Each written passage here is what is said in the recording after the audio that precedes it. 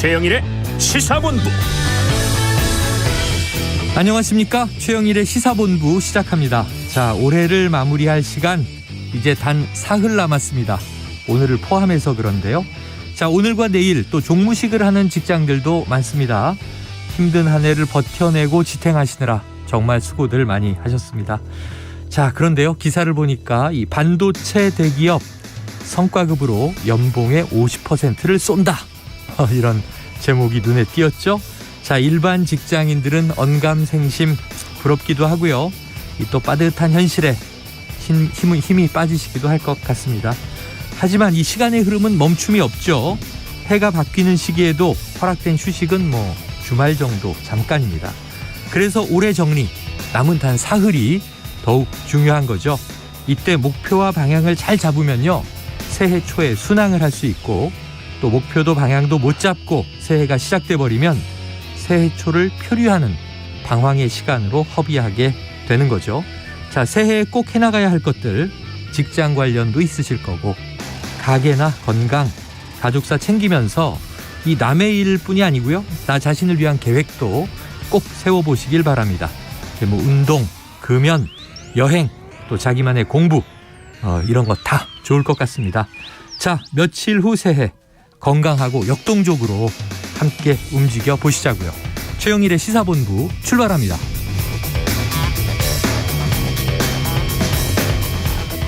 네, 1부에서는요, 오늘의 핵심 뉴스를 한입에 정리해드리는 한입뉴스 기다리고 있고요. 오늘 2부는 이 꽁꽁 얼어붙은 2022년 말의 부동산 시장. 자, 윤석열 정부의 정책은 어땠는지, 또 내년 부동산 전망은 어떨지 살펴보겠습니다. 이어서 각설하고 시즌2 준비되어 있습니다. 자, 1부 마지막에 신청곡을 들려드리고 있는데요. 디저트송. 오늘 듣고 싶은 노래가 있으시면요, 샵 9730으로 자유롭게 신청해 주시기 바랍니다. 짧은 문자 50원, 긴 문자 100원이고요.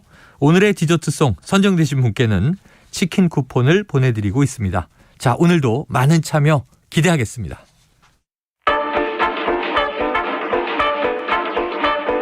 최영일의 시사본부 한입뉴스. 네, 금무일 평일 기준으로 오늘과 내일 남았습니다. 자, 오늘 헬마우스 임경빈 작가, 박정호 오마이뉴스 기자와 한입뉴스 입을 열어보도록 합니다. 두 분 어서 오세요. 안녕하십니까. 자, 목요일, 금요일 이렇게 남은 거죠. 네. 토요일까지가 올해고요. 자, 최근에 이 북한 무인기의 영공 침투에 대한 우리 정부의 대응이 미흡했다. 군이 사과도 내놨습니다만 이런 비판이 나오는 상황인데, 자, 윤석열 대통령이 확실한 응징과 보복을 강조했습니다. 네, 윤 대통령이 어제 예정돼 있던 국가균형발전위원장 등 위촉장 수여식 겸 오찬을 미루고 네. 참모진들과 회의를 했습니다. 이 자리에서 윤 대통령은 북한의 어떠한 도발에도 확실하게 응징 보복하라. 또 북한에 핵이 있다고 두려워하거나 주저해서는 안 된다. 이렇게 얘기를 했거든요. 그리고 이제 오늘 대전 국방과학연구소에 방문할 계획이다. 이걸 이례적으로 좀 공개하기도 했고, 네. 오늘 윤 대통령이 국방과학연구소를 찾아서 우리의 여러 가지 요격 시스템이나 공격용 미사일 개발, 드론 미사일 이런 비행물 감시하는 이런 것들에 대해서 좀 들여다봤고요. 그리고 네. 오늘도 이 연구소에서 발언이 있었는데요. 어떤 얘기를 했냐면, 우리가 평화를 얻기 위해서는 압도적으로 우월한 전쟁 준비를 해야 된다. 위장된 평화로는 안보를 지킬 수 없을 뿐 아니라 그 기반마저 무너진다는 것을 확실하게 깨달아야 된다.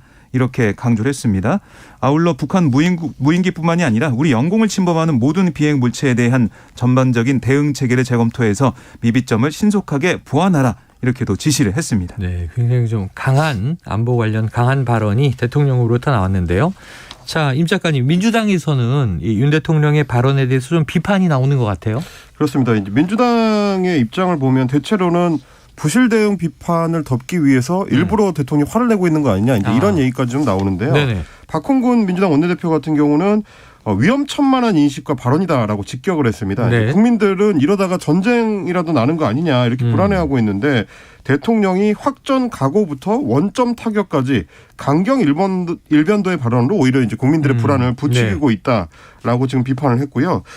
그리고 이제 더 이상 국민을 불안하게 만들어서는 안 된다. 국군 통수권자로서 안보 무능을 국민께 사과하고 관계자를 문책하기 바란다. 또 이렇게 강조를 하기도 했습니다. 네.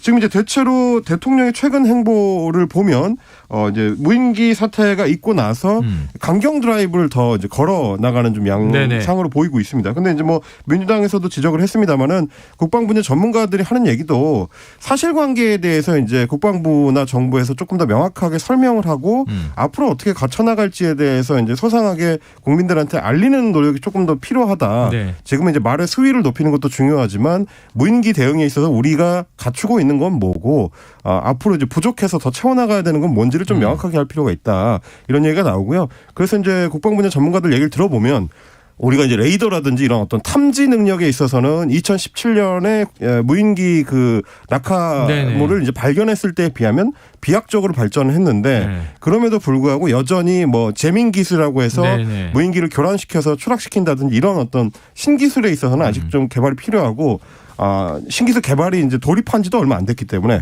어떻게 보완할지에 대해서 이제 다른 장비들이나 다른 대응 방식을 더 고민해야 된다. 이제 이런 얘기들이 많이 나오고 있습니다. 네, 알겠습니다. 자, 어제 국회 국방위원회가 있었는데 북한 무인기의 영공 침범 사태의 원인과 배경을 두고 지금 여야가 상당히 공방을 벌인 것 같습니다. 네, 그러니까 어제 국방위를 쭉 보면은 국민의힘에서는 뭐 전임 문재인 정부의 책임을 좀 돌리는 모습을 볼 수가 있었고요. 네. 민주당은 현재 윤석열 정부의 대북 경계가 좀 안일했다 이렇게 지적을 하면서 차이점을 볼 수가 있었는데 국민의힘의 간사 신원식 의원은 어떤 얘기를 했냐면 문재인 정권의 잘못된 안보 정책에 참담한 성적표가 배달이 된 거다. 네. 골든타임을 놓친 것뿐만이 아니라 북한 무인기가 나올 수 있도록 더 유리한 조건을 조성해 준 게 바로 9.19 합의다.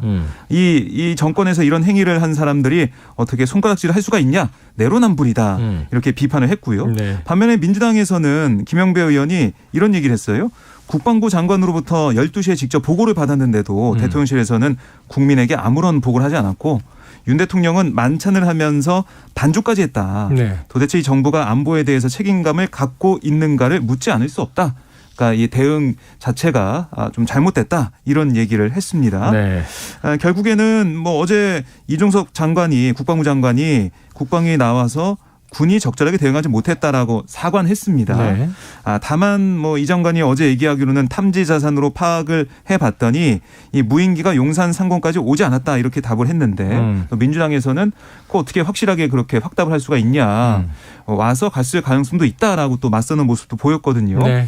결국 이게 뭐 전 정권 탓이냐 현 정부 탓이냐 여러 가지 공방이 벌어지고 있지만 어쨌든 지금 발등에 불처럼 떨어져 있는 상황이기 때문에 여야가 이 난제라고 하죠. 사실은 이게 너무 작고 잘 보이지 않는 물체를 어떻게 탐지해서 대응할 것인가 여기에 좀 더 머리를 맞대야 되는 게 아니냐 이런 관측이 나오고 있습니다. 네. 그러니까 이제 이게 단순 정쟁산이 되기 좀 어렵다라고 할 수밖에 없는 이유는 뭐냐면 최초로 북한의 무인기가 우리한테 이제 탐지됐던 그러니까 발견됐던 게 2014년 박근혜 정부 때고요. 맞아요. 그로부터 지금 8년이 흘렀습니다. 그리고 이제 중간에 한번 2017년 문재인 정부 초기에 사드 기지가 있는 이제 성주 인근에서 이제 발견된 무인기가 있었고요. 이제 이런 걸 생각해 보면 국방 계획이라는 게 이제 연속성을 갖고 있기 때문에 어느 한 정부가 잘하고 못하고에 따라서 결정적인 차이가 나지는 않습니다. 실제로는 신원식 의원이 이제 강조한 것처럼 대응에 문제가 있었던 거는 맞고 그게 이제 훈련 부족일 수도 있습니다. 근데 신원식 의원이 동시에 했던 얘기는 뭐냐면 2017년에는 발견도 못했던 거를 이번에는 레이더 장비라든지 이런 것들이 업그레이드가 많이 돼서 탐지하는 데 성공했다. 라면서 이제 정부를 이제 칭찬을 했거든요. 네네. 근데 사실 그 탐지력이라는 거는 윤석열 정부 출범하고 8개월 만에 갖춰질 수 있는 게 아니고 지난 5년여에 걸쳐서 문재인 정부 때 투자한 결과로 이제 탐지력이 높아진 걸로 봐야 됩니다. 그렇다라는 얘기는 이게 여야가 단순 공방할 게 아니고 부족한 부분을 어떻게 이제 보완해 나갈지에 대해서 이제 중지를 모아나가는 방식으로 국방위원회가 이제 운영이 돼야 된다. 이 부분을 한 번 더 말씀드리고 싶습니다. 알겠습니다. 자, 한편 아까 이제 만찬 자리에 반주 얘기가 나왔는데 대통령실 고위 관계자는요, 이 만찬 자리에서 대통령은 술을 마시지 않았다 하고 밝히면서 명예훼손 등 법적 조치 가능성도 언급을 했다고 하네요. 자, 핵심은 이제 어떻게 아까 말씀하신 대로 미래지향적으로 이런 일을 우리가 잘 탐지하고 또 잘 대응을 해서 뭐 요격을 하든 격추를 하든 방어 능력을 좀 확실하게 올릴 것인가 여기에 있다라고 보여지네요. 다음 이슈로 넘어가 보겠습니다. 자, 뇌물수수와 정치자금법 위반 혐의를 받은 민주당의 노웅래 의원이죠. 어제 본회의에서 체포동의안에 대한 표결이 있었는데 결국은 부결이 됐군요. 그렇습니다. 현역 국회의원은 회기 중에 국회 동의 없이 체포 구금되지 않는 불체포 특권이 있죠. 그래서 국회 본회의에서 체포 동의안 표결 절차를 진행을 한 건데 노 의원 같은 경우는 이 체포 동의안 무기명 투표 결과 이거는 그러니까 비밀로 이제 투표를 하는 겁니다. 재석 271명 가운데 찬성 101명, 반대 161명, 기권 9명으로 부결이 됐습니다. 그러니까 가결 요건이 재석 의원 과반수 찬성에 못 미치는 그런 상황이 됐는데요. 국민의힘과 또 이제 노웅래 의원 소속 정당 민주당에서는 체포동의안에 대해 각각 자유투표로 하겠다라고 밝혀놓은 상황이었어요. 하지만 표결 결과를 보면 169석에 민주당에서 대거 반대표가 나온 걸로 볼 수가 있는 상황이고요.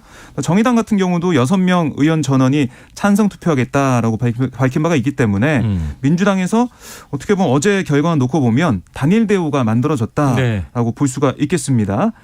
체포동의안 부결된 게 21대 국회 들어서 첫 사례인데요. 앞서 민주당 정정순 또 무소속 이상직 국민의힘 정찬민 의원 등 21대 국회로 넘어온 체포동의안은 모두 가결된 바가 있습니다. 네, 그래요. 자, 그런데 어제 이 한동훈 법무부 장관이 이제 국회 본회의에서 한 체포동의안 제안 설명이 또 여러모로 회자가 되고 있더라고요. 자, 검찰이 녹취록과 문자메시지 등 혐의를 뒷받침하는 증거들을 다소 확보했다. 이런 내용이었는데 어떤 논란이 있습니까? 좀 굉장히 좀 이례적이었다라는 평가가 나오는데요. 일단은 그 법무부 장관이 이제 제안 설명을 하는 시간이나 이제 분량 자체가 내용 자체가 굉장히 좀 많았다. 그래요? 뭐 이런 얘기가 있습니다. 기존에 이제 추미애 전 법무부 장관이라든지 이제 박범계 전 법무부 장관 시절에 비하면 2배에서 뭐 3배 정도 긴 시간을 할애해서 그리고 이제 뭐 긴 분량을 할애해서 이제 내용 설명을 했다라는 거고 말씀하신 것처럼 구체적인 혐의 내용들을 이제 다 열거를 하기도 했습니다. 그래서 녹음 파일을 검찰이 확보를 했는데 청탁과 돈을 받는 현장이 녹음돼 있다라는 얘기고요. 그러면서 구체적으로 대화 내용도 공개를 했습니다. 저번에 주셨는데 뭘 또 주냐. 저번에 제가 잘 쓰고 있다. 이제 이런 얘기들 그리고 노웅래 의원의 이제 목소리라든지 부스럭거리는 돈 봉투 소리가 다 녹음이 돼 있다. 이렇게 또 설명을 했습니다.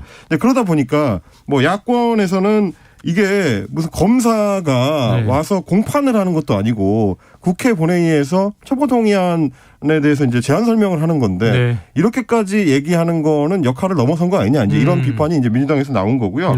노웅래 의원 본인도 이런 식의 이제 발언에 대해서 그 신상 발언을 하면서 한 장관이 증거가 차고 넘친다고 얘기를 했는데 왜 검찰 조사 과정에서는 묻지도 않고 제시하지도 않았던 내용을 여기서 이제 밝히느냐.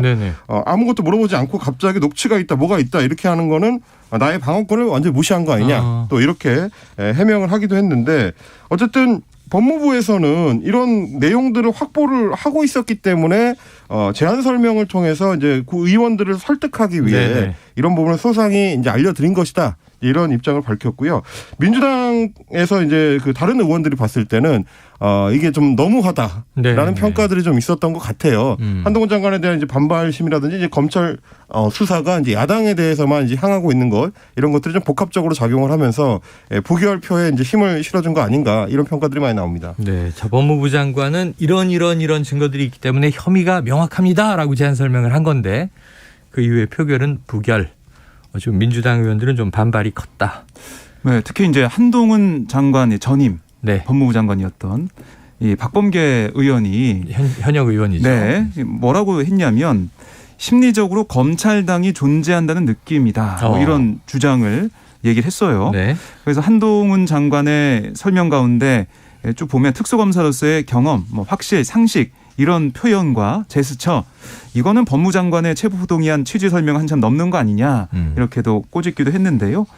결국 이제 박범계 장관도 그렇고 민주당 의원들 얘기를 쭉 들어보면 너무 했기 때문에 오히려 그게 역효과처럼 기권 정도만 해야지라고 생각했던 민주당 의원들을 반대하게 만들었다 이런까지 나올 정도로 한동훈 장관의 어제 이제 발언 이게 좀 회자가 좀 많이 되고 있는 상황입니다. 어제 같은 경우는 그래서 이제 실제로 반대표가 국민의힘 쪽에서도 일부 나왔다라는 얘기가 있긴 하더라고요. 아무래도 이제 검찰의 어떤 수사 양상에 대해서 반감을 갖고 있는 거는 큰 범죄에서 봤을 때는 국회의원들이 또 가질 수 있는 감상이기도 하기 때문에 거기에도 어느 정도 영향을 미친 거 아닌가 싶은 생각이 듭니다. 알겠습니다. 자, 이 노웅래 의원의 체포동의안 표결 결과도 주목이 됐던 본회의지만 사실 본회의는요 연내에 처리해야 할 이제 이 법안들을 일괄 처리하자. 그중에 이제 특별히 문제가 됐던 게 일몰 법안들이란 말이죠. 그럼 어제 이 일몰 법안들에 대한 처리와 어떤 뭐 기타 법안 처리들도 있었습니까? 네, 일몰 법안은 예상했던 대로 어제 뭐 다뤄지지가 않았습니다. 예. 그러니까 법사위에서도 이게 올라오지 않은 그런 상황이기 때문에 어제 어려운 그런 모습이었고요. 어제 국회 본회의에서는 한국전력의 회사채, 그러니까 한전채라고 우리가 부르는데 이 발행 한도를 최대 6배까지 올려주는 내용의 한전법 개정안이 가결이 됐고 또 스토킹 범죄를 예방하고 피해자 보호 및 지원 근거를 담은 스토킹 방지 및 피해자 보호 등에 관한 법률, 줄여서 스토킹 방지법이라고 부르는데 이것도 국회 문턱을 넘었습니다. 그러니까 피해자뿐 아니라 피해 사실을 신고한 사람에 대해서도 불이익 방지 장치를 둔 그런 법안이고요. 그리고 이제 반도체 공장의 인허가 기간을 단축하는 내용의 국가 첨단 전략산업 경쟁력 강화 및 보호에 관한 특별조치법, 일명 반도체 특별법도 통과가 됐습니다. 네. 문제는 이제 일몰 법안이 어떻게 되느냐 그 운명인데 그렇죠? 어제도 박홍근 원내대표는 내일 그러니까 30일 금요일 이제 마지막 날이라도 본회의 열어서 우리가 일몰 법안 처리해야 된다. 특히 안전운임제 이걸 그냥 일몰시켜서 되겠느냐라는 얘기를 민주당에서 하고 있는데 뭐 정부 여당에서는 계속해서 이거는 처음부터 일몰을 시키고 다시 들여다봐야 된다. 정말로 화물차 운전기사들을 위한 방안이 무엇인지 하나하나 따져보자 이런 얘기를 하고 있어서요. 네. 처리가 어려운 상황이고 또 저희가 몇 번 말씀드렸던 이 근로기준법 개정안 30인 미만 사업장에 8시간 추가 근로를 적용할 수 있는 추가 연장 근로제 이것도 일몰이 되는데 이건 정부 여당이 계속해서 빨리 하자. 안 되면은 민주당의 책임이다라고 하고 있지만 민주당도 여기에 대해서는 응하지 않는 상황이라서 이게 서로 정부 여당과 야당이 주장하는 원하는 이 법이 다 다른 상황이에요. 그래서 이게 합의가 계속 안 됐기 때문에 일몰이 될 가능성이 크다 이렇게 볼 수가 있겠습니다. 지금 이제 여야 원내대표가 내일 본회의를 잡는 데에 있어서 일단 합의를 해야 그렇죠. 그래야지만 이게 이제 통과될지 여부도 점쳐볼 수가 있는데요. 아직까지는 여야 모두 내일 본회의를 잡겠다는 일정은 없는 상태고요. 그러면 이제 31일은 주말이기 때문에 또 본회의가 열릴 가능성이 낮고 그러면 뭐 박정 기자님 말씀하신 것처럼 지금 쟁점되고 있는 일몰 법안들은 일단 대부분 일몰이 되고 1월에 아직은 이제 임시국회가 이제 1월 초까지 좀 연장이 되어 있는 상태이기 때문에 그때 이제 추가로 논의가 돼서 이제 통과될지 여부는 조금 더 지켜봐야 될 것 같습니다. 그래요. 지금 또 국정조사도 1월 7일까지로 잡혀 있기 때문에 이 새해가 돼도 여러 가지 우리가 또 쟁점 사안들에 대한 여야의 각축을 보게 될 것 같고요. 자, 지금 이야기하신 대로 뭐 일몰 법안은 하나도 합의가 되지 않았고 이른바 비쟁점 법안 몇 개만 이제 어제 통과가 되고 거의 대부분의 뉴스는 노웅래 의원의 이제 체포동의안에 쏠렸습니다. 그런데 인권위에서 이른바 이 노란봉투법 이게 이제 파업을 했을 때 노조에 대한 손배소를 이제 제한하는 이제 그런 내용을 담은 것이죠. 근데 이 관련 의견을 국회의장에게 표명하기로 했다. 이건 좀 의미가 있습니까? 네, 그러니까 사실은 노란봉투법을 어떻게 할지, 그러니까 이게 환노위에서도 통과가 안 돼가지고 뭐 법사위까지 또 못 간 그런 상황인데요. 인권위가 이 상임위원회를 어제 열어서 현재 이제 국회에서 계류 중인 노란봉투법에 대한 의견을 냈는데 이거는 노란봉투법이 필요하다. 왜냐하면은 이 거액의 손해배상과 가압류 이거는 헌법상 보장된 노동 상권을 위축시킨 그런 부분이기 때문에 이건 노란봉투법이 꼭 필요한 상황이다라고 국회의장 김재표 의장에게 의견을 표명하는 그런 상황이 됐는데요. 뭐 의결이 됐으니까 표명이 되는 그런 상황이 되겠고요. 지금 보면은 정의당에서 어떻게 보면 제일 열심히 이 사안을 얘기를 하고 있어요. 또 민주노총에서도 민주당사 뭐 이 들어가는 상황까지 벌어졌고 지금도 국회 앞에서는 집회를 하고 있는 그런 상황이거든요. 근데 하지만 민주당에서 지금 환노위의 법안심사 소위위원장도 민주당 또 지금 환노위 위원장도 전해철 의원으로 민주당이 어떻게 보면은 키를 쥐고 있는데 이거 민주당이 제대로 안 해주는 것은 좀 너무 소극적인 게 아니냐 이런 비판이 노동계와 지금 정의당에서는 좀 나오고 있는 상황입니다. 이게 이제 쟁점이 된 지 13년이 된 법이긴 해요. 뭐 2009년에 이제 쌍용차 사태 이후로 이제 계속해서 이제 논의가 되었던 법안이긴 한데 어쨌든 민주당도 뭐 당 대표가 직접적으로 의견을 표명할 정도로 좀 관심 사안이고 바로 이제 며칠 전에도 민주노총에서 이제 민주당사에 대한 점거 농성을 좀 했었기 때문에 이번에야말로 이 사안이 제대로 국회에서 이제 논의가 될 수 있을지 올 초까지 조금 내년 초까지 조금 지켜봐야 되겠습니다. 알겠습니다. 그렇더라고요. 그러니까 민주노총 쪽 얘기를 들어보면 이게 왜 민주당 당사에 들어갔냐 그렇게 물어보니까 아니 민주당이 할 수 있는 것 정도 해줘야 되는 거 아니냐. 법사위에 가면은 뭐 법사위원장이 김도읍 국민의힘 소속 의원이니까 맡기고. 거기는 어렵다고 하더라도 민주당이 만약에 이 법을 통과시키길 정말 원한다면 할 수 있는 만큼은 해라. 이렇게 이걸 좀 목소리를 내고 싶었다고 하더라고요. 네, 알겠습니다. 자, 또 어제 국회 농림축산식품해양수산위원회 전체회의에서는요. 민주당 단독으로 양곡관리법 개정안을 본회의에 직회부하는 것으로 의결을 해서 여야가 대립하기도 했습니다. 자, 지금 12시 41분 향해 가고 있는 시간입니다. 목요일 점심시간 교통 상황을 알아보고 이어가도록 하겠습니다. 자, 교통정보센터 나와주세요. 네, 한낮에도 찬 바람이 불면서 기온이 크게 오르지 못하겠습니다. 서울의 낮 기온은 0도고요. 체감온도는 영하 3도를 보이면서 종일 추운 날씨가 이어지고 있습니다. 강추위 속에 건강관리 잘 해주시고요. 옷차림도 종일 따뜻하게 해주시기 바랍니다. 현재 국회의사당 5번 출구 앞에 집회 참가자들이 모여 있습니다. 집회 관계로 의사당대로 국회 앞에서 여의도공원 방면, 국회의사당역 5번 출구 앞이 통제되고 있고요. 집회 후에는 행진도 예정되어 있습니다. 이 도로 이용하신다면 참고해 주시고요. 현재 경부고속도로 서울 방향은 기흥 부근 5차로에서는 고장난 화물차가 서 있습니다. 수원에서 밀리고 있고요. 달래내 부근에서 반포까지는 항상 밀리는 수도권 구간인 만큼 현재 10km 넘게 천천히 갑니다. 서울 양양고속도로 상황은 양양 쪽으로 빠져나가는 차들이 많은데요. 남양주금소에서 화도까지는 6km 넘게 천천히 갑니다. 서해안고속도로는 서울로 들어오는 차들 많습니다. 일직분기점에서 금천까지 밀리고 있고요. 반대 목포 쪽으로는 금천에서 정체입니다. 더 가서는 순산터널에서 팔곡분기점까지 제속도 못 냅니다. 정현정입니다.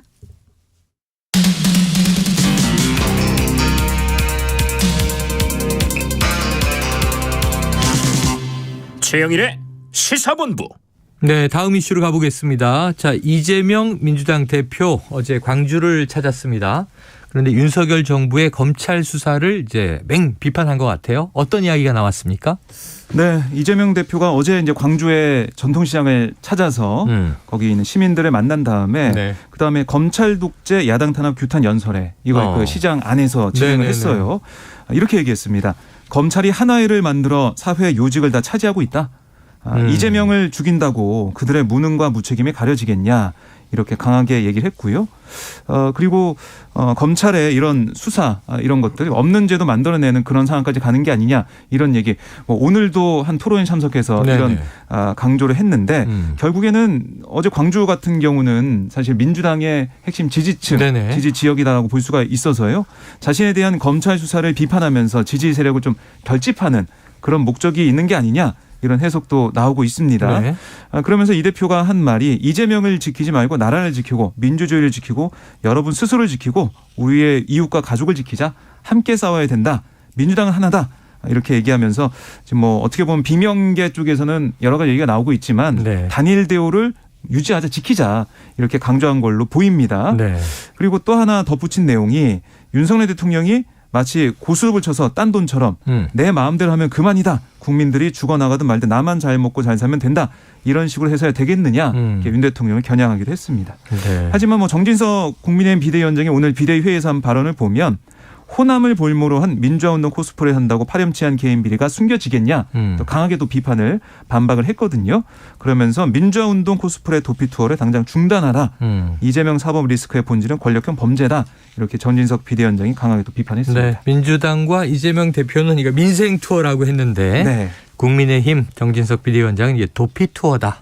이렇게 이야기를 해서. 이제 민생 투어를 통해서 이재명 대표가 발신하려고 하는 메시지가 물론 이제 박정 기자님 짚어주신 것처럼 여러 가지가 있습니다만 그 중에서도 아무래도 검찰이나 이제 대통령 그리고 이제 정부하고 각을 명확하게 세우는 거 이제 그걸 텐데 어제 노웅래 의원의 체포동의안 부결 표를 보면 160표가 넘었습니다. 그렇다는 얘기는 지금 민주당의 전체 표가 169표이기 때문에 네. 상당히 결집이 단단하게 이루어져 있는 상태다. 그동안에 이제 언론들을 통해서 뭐 비명계의 목소리가 높아지고 있고 어제는 뭐 이원욱 의원 같은 경우는 당내에서 뭐 탈당 요구도 할 수 있다. 네. 이런 식으로 이제 굉장히 좀 극단적인 얘기들이 많이 나왔지만 실제로 뚜껑을 열어보니 아직 민주당의 이제 단일 대우가 깨질 분위기는 아니라는 게 이제 확인이 된 셈이고요. 그리고 이제 어제도 광주에 가서 그런 목소리를 낸 게 그 연장선이라고 볼 수 있겠는데 다만 이제 문제는 원래 처음에 충청 지역에서부터 시작해가지고 이 민생 투어를 시작할 때는 네. 명칭이 민생 투어인 것처럼 네.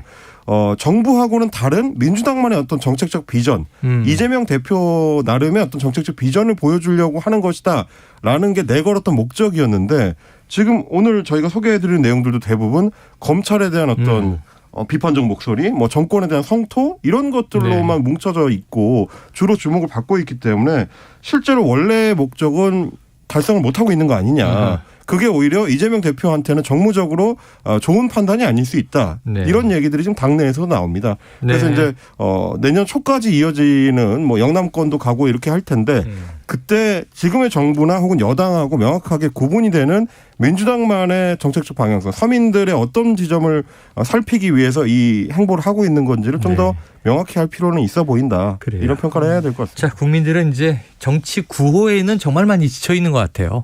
그리고 서로 비판하는 비판점들 상대만 아니면 된다. 여기도 좀 질려 있고요. 한참 전부터 우리가 이야기해온 것이 컨텐츠로 승부하라. 결국은 이제 민생 컨텐츠 내년에 경제 위기 어떻게 잘 대응할 수 있는지 좋은 정책을 내놓는 정당을 국민들이 주목하게 되겠죠. 자, 그런데 이 검찰이 이재명 대표에게 출석을 요구했던 날짜가 어제였잖아요. 그렇습니다. 28일. 그런데 이제 어제는 뭐 국회 본회의도 있고 일정이 어렵고 소환 일정을 조율해서 당당히 나가겠다 그랬는데 자, 조율되고 있습니까? 네, 검찰이 그 이재명 대표에게 1월 둘째 주, 그러니까 다음 달 10일에서 12일 사이 네네네. 이 날을 새 출석일로 제안을 했고요. 이 대표도 어제 이제 국회에서 기자들에게 출석하기로 했다. 뭐 그렇게 하시면 된다 이렇게 답을 했어요. 네. 그래서 구체적 출석 일정에 대해서는 변호인과 협의 중이다 이런 설명을 민주당에서 내놓고 있는데요. 네, 오늘 또 이 대표가 기자들과 잠깐 만났는데 네. 기자들이 또 물어봤습니다. 구체적인 출석 일정 결정이 됐냐 물어봤더니 이 대표는 대통령 가족들에 대한 수사는 언제 하는지에 대해서도 관심을 가져주시길 바란다. 이렇게 또 답을 하기로 했습니다. 그러니까 뭐 특정되지 않았고 검찰의 수사의 불공정성 이걸 또 다시 한번 꼬집는 네, 그런 모습이었습니다. 한기한 셈이 됐네요. 네. 이제 아마 당 지도부에서도 여러 고민을 한 것 같은데 네네. 여러 이제 전략적인 카드들을 두고 예. 검찰 소환에 응할 거냐 안 할 거냐 언제쯤이 좋겠다 이런 거를 고민을 했을 텐데 결과적으로 보면은 검찰 소환에 응해서 소환 조사를 받는 게 나중에 검찰 쪽에서 혹시나 뭐 체포동의안을 제출하거나 네. 뭐 구속을 시도할 가능성을 차단하기 위한 목적도 네네. 이제 깔려 있을 수 있다. 예. 성실하게 제1야당 대표가 직접적으로 직접 검찰에 출석해서 응하고 있기 때문에 네. 그렇게 하기에는 이 검찰의 이제 무리수로 보일 수가 있기 때문에 차단 효과까지도 이제 계산한 걸로 좀 보입니다. 알겠습니다. 자, 다음 이슈로 가보겠습니다. 어제도 전해드렸지만 지금 국회 이태원 참사 국정조사 특별위원회 계속 진행되고 있는데요. 지금 2차 기관 보고를 진행하고 있습니다. 자, 박 기자님, 지금 네. 이루어지고 있는 사안인가요? 네, 진행이 되고 있는데요. 네. 오세훈 서울시장과 김광호 서울경찰청장, 뭐 임영규 신임 용산경찰서장, 네. 최성범 용산소방서장 등이 참석을 해서 지금 2차 기관 보고가 진행이 되고 있습니다. 박희영 용산구청장은 지금 구속이 됐죠. 네, 그래서 오늘 참석을 못하게 됐고 현재 직무대리를 맡은 권윤규 용산구청 행정지원국장이 대신 출석을 했다라고 전해지고 있는 상황인데요. 네. 오늘 이제 눈에 띄는 부분 이제 오전만 잠깐 진행이 됐지만은 이 마약에 대한 얘기가 좀 나오고 있어요. 네네.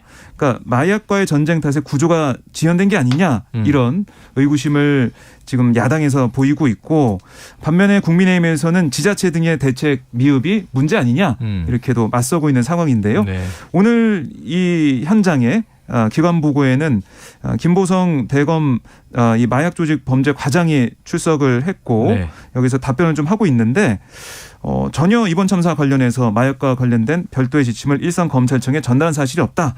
또 경찰을 상대로 마약 범죄 수사를 요청하거나 그에 관해 협의한 바도 없다라고 의혹을 부인한 상황입니다. 네. 자, 그런데 또 이 경찰의 특수본 특별수사본부에서 이 최성범 용산 소방서장에 대한 구속영장을 신청했었어요. 그런데 검찰이 이것을 특수본에 돌려보냈다. 임 작가님, 이거 어떤 이유가 있습니까? 신청 하루 만에 반려를 하면서 보완 소사를 요구를 했습니다. 검찰 입장에서는 범죄 혐의를 입증할 정도로 아직 수사가 완전히 이루어지지 않았고 증거인멸 같이 이제 구속해야 될 이유를 인정하기 어렵다 이렇게 이제 판단한 걸로 보이는데요. 뭐 아시다시피 이제 최성범 서장 같은 경우는 참사 당일에 밤에 브리핑을 하고 그랬죠. 그렇습니다. 여기저기 이제 뛰어다니면서 브리핑을 하고 노력하는 모습들이 이제 카메라에 많이 비춰졌기 때문에 시민들도 구속영장을 청구해야 될 정도냐라고 이제 의아해하시는 분들이 많았는데 검찰에서도 그래서 아무래도 조금 더 신중하게 조금 접근을 해야 된다라고 이제 판단을 한 것 같고요. 그리고 이제 최 서장에 대한 이제 주요 혐의가 뭐냐면 현장에 도착하자마자 지휘권을 잡고 곧바로 대응 3단계를 발령했어야 되는데 1단계를 발령하고 그 뒤로도 이제 신속하게 단계를 올려가지 않았다. 그래서 대응 실패다라는 쪽에 이제 추정을 맞추고 있기 때문에 이건 또 역시 마찬가지로 당시 현장 상황까지를 고려해서 조금 더 평가가 되어야 할 지점이다라고 검찰에서는 좀 판단을 하는 것 같습니다. 그리고 이제 오늘 2차 기간보고에 대해서 이제 박정 기자님 말씀해 주셨습니다만은 1차 기간보고 이제 지난 27일입니다. 그때 있었던 일에 대해서 이제 용해인 국정조사 특위위원이 자신의 SNS에 올린 글이 이제 화제가 됐는데요. 그때 뭐였냐면 이제 신현영 민주당 의원에 대해서 여당 의원들의 이제 공격적인 질의가 집중이 되니까 당시 유가족들이 왜 국정조사를 이런 식으로 하느냐 이게 본질적인 부분이냐라고 이제 항의하는 일이 있었지 않습니까? 그러다가 이제 정회가 됐는데. 그때 그 유가족들이 이제 유가족들 앞으로 이제 지나쳐가던 이제 조수진 의원이 국민의힘 의원입니다. 조수진 의원이 이제 용해인 의원과 이제 유가족 사이를 지나쳐가면서 유가족을 향해 같은 편이네 같은 편이야 이렇게 얘기를 하면서 지나가는 거를 용해인 의원이 목격을 했다는 겁니다. 그러니까 마치 유가족들의 절규가 야당 의원들 편드는 일인 것처럼 여당 의원이 이죽거리는 태도가 문제다 이제 이렇게 지적을 했고요. 그러면서 또 뭐 총 28번의 여당 질의 중에서 11번 총 126분의 질의 시간 중에서 40분을 닥터카와 신현영 의원에 대한 질의로 사용했다. 이게 맞느냐. 이게 이제 정부 당국의 책임을 방탄하겠다는 거 아니냐. 이렇게 또 비판하기도 했습니다. 알겠습니다. 자, 시간이 얼마 남지 않아서 다음 이슈로 가보겠습니다. 지금 서울시가 내년 4월 말에 지하철, 시내버스, 마을버스 등 대중교통 요금을 각각 한 300원씩 인상하는 방안을 추진하고 있다. 자, 박 기자님 이거 실현됩니까? 네, 아무래도 이렇게 오를 가능성이 커 보여요. 그래요. 그러니까 8년 만에 올리게 된다는 건데 서울시 같은 경우는 지금 카드 기준으로 지하철이 1,250원, 시내버스가 1,200원인데요. 300원씩 인상이 되면 지하철 1,550원, 시내버스 1,500원이 되는 거죠. 그러니까 이번 국회 예산 통과될 때 정부를 향해서 뭐 서울시나 아니면 도시철도 운영 지자체들이 요구한 게 교통약자 무임승차 제도, 이게 사실은 1984년 대통령 지시에 따라서 도입이 됐는데 정부가 관련 손실 비용 보전해야 된다 이렇게 얘기를 했어요. 하지만 그게 반영이 안 됐습니다. 반영이 안 되다 보니까 서울시가 그러면 더 이상 우리는 견딜 수가 없다.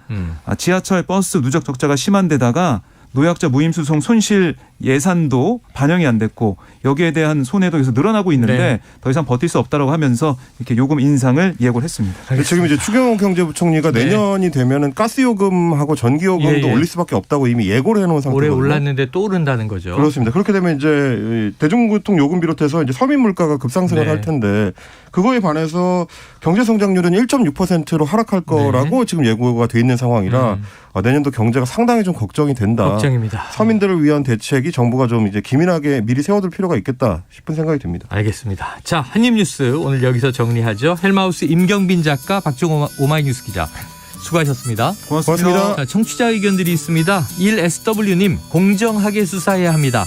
자기 편은 안 하고 상대편만 박살내는 것 국민들은 다 알고 있습니다. 이렇게 얘기하셨고요. 또 다른 청취자 8908님은요. 윤 대통령 앞으로 잘할 것입니다. 피의자 신분으로 다니면서 나라를 어지럽게 하면 안 된다고 국민 대다수는 생각합니다. 국민들을 언급해 주셨는데 국민들의 뜻은 물론 이제 의견이 다양하겠죠. 어느 쪽에 있는지는 또 총선을 저희가 주목하고 있습니다. 자, 오늘의 디저트송은요. 청취자 1118님 김광석의 일어나 신청해 주셨고요. 노래 듣고 저는 2부로 돌아오겠습니다. 어느 고요한 호숫가에 닿으면 물과 함께 썩어가겠지. 일어나 일어나 다시 한번 해보는 거야. 일어나 일어나 봄의 새싹들처럼 끝이 없는 말들 속에 나와 너는 지쳐.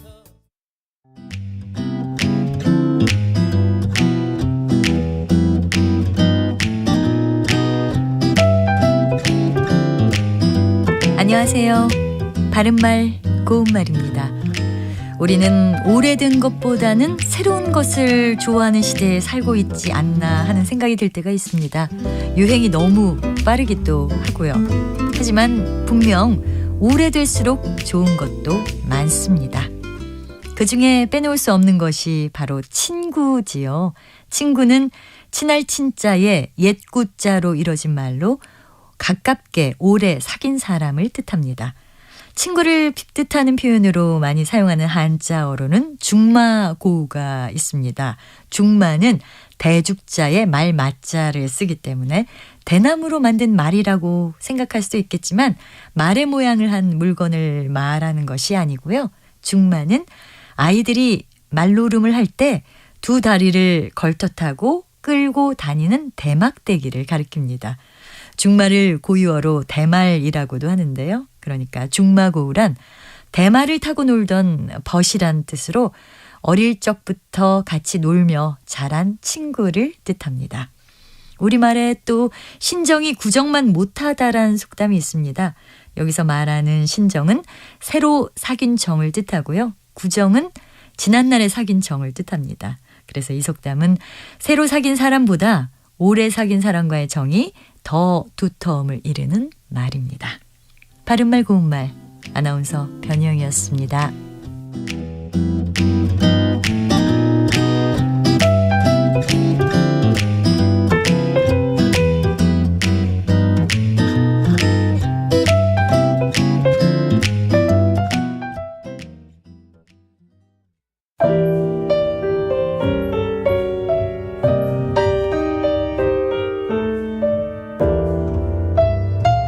내일의 품격, 김성환의 시사야에서 챙겨가세요. 하루를 마무리하는 시간 꺼내보는 당신의 지식 창고. KBS 1라디오 김성환의 시사야. 평일 밤 10시 5분 여러분을 찾아갑니다.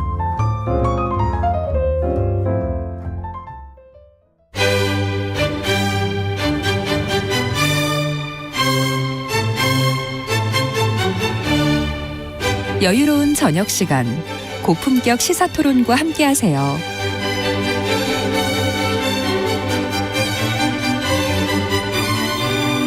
평일 저녁 7시 20분 KBS 열린 토론 정준희 교수와 함께합니다.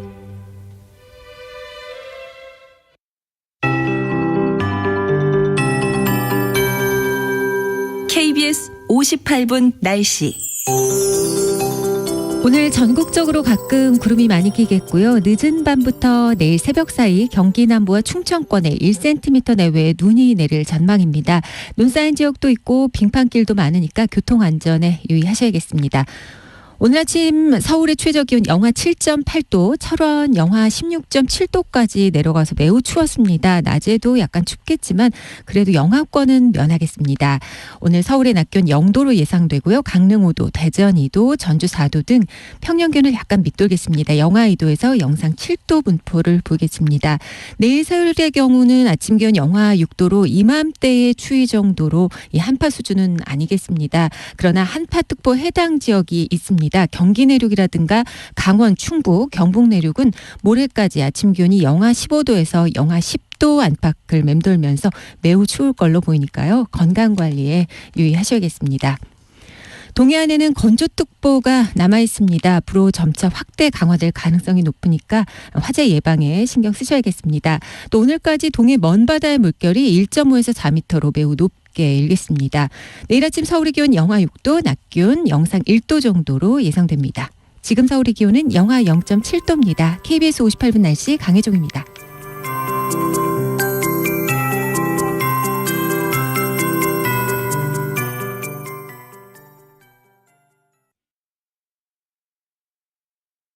정성을 다하는 국민의 방송 KBS가 한시를 알려드립니다. AM 711kHz, FM 97.3MHz, KBS 1라디오입니다. HLKA.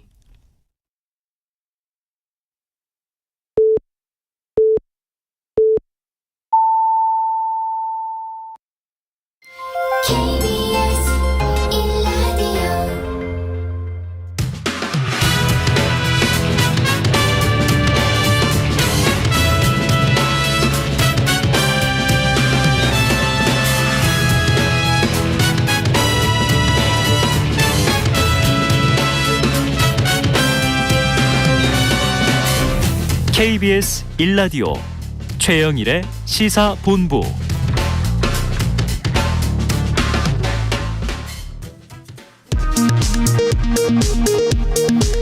이 시각 라디오 정보센터 뉴스입니다. 윤석열 대통령은 북한의 도발에는 반드시 혹독한 대가가 따른다는 사실을 깨닫게 해야 한다며 철저한 대응을 재차 강조했습니다. 여당은 야3당에 북한 무인기의 영공 침범 도발을 규탄하는 국회 차원의 공동 결의안 채택을 제안했습니다. 더불어민주당 박홍근 원내대표는 북한 무인기 침투와 관련해 윤석열 대통령이 확실한 응징, 보복을 지시한 데 대해 강경 일변도의 발언으로 대통령이 오히려 국민 불안을 부추기고 있다고 비판했습니다. 중국 내 코로나19 확진자 수가 급증하면서 정부가 중국발 입국자들에 대해 방역을 강화하는 방안을 검토 중입니다. 입국 뒤 1일 이내 PCR 검사를 실시하는 등의 추가 조치를 내일 발표할 예정입니다. 지금까지 라디오 정보센터 뉴스 정한나였습니다.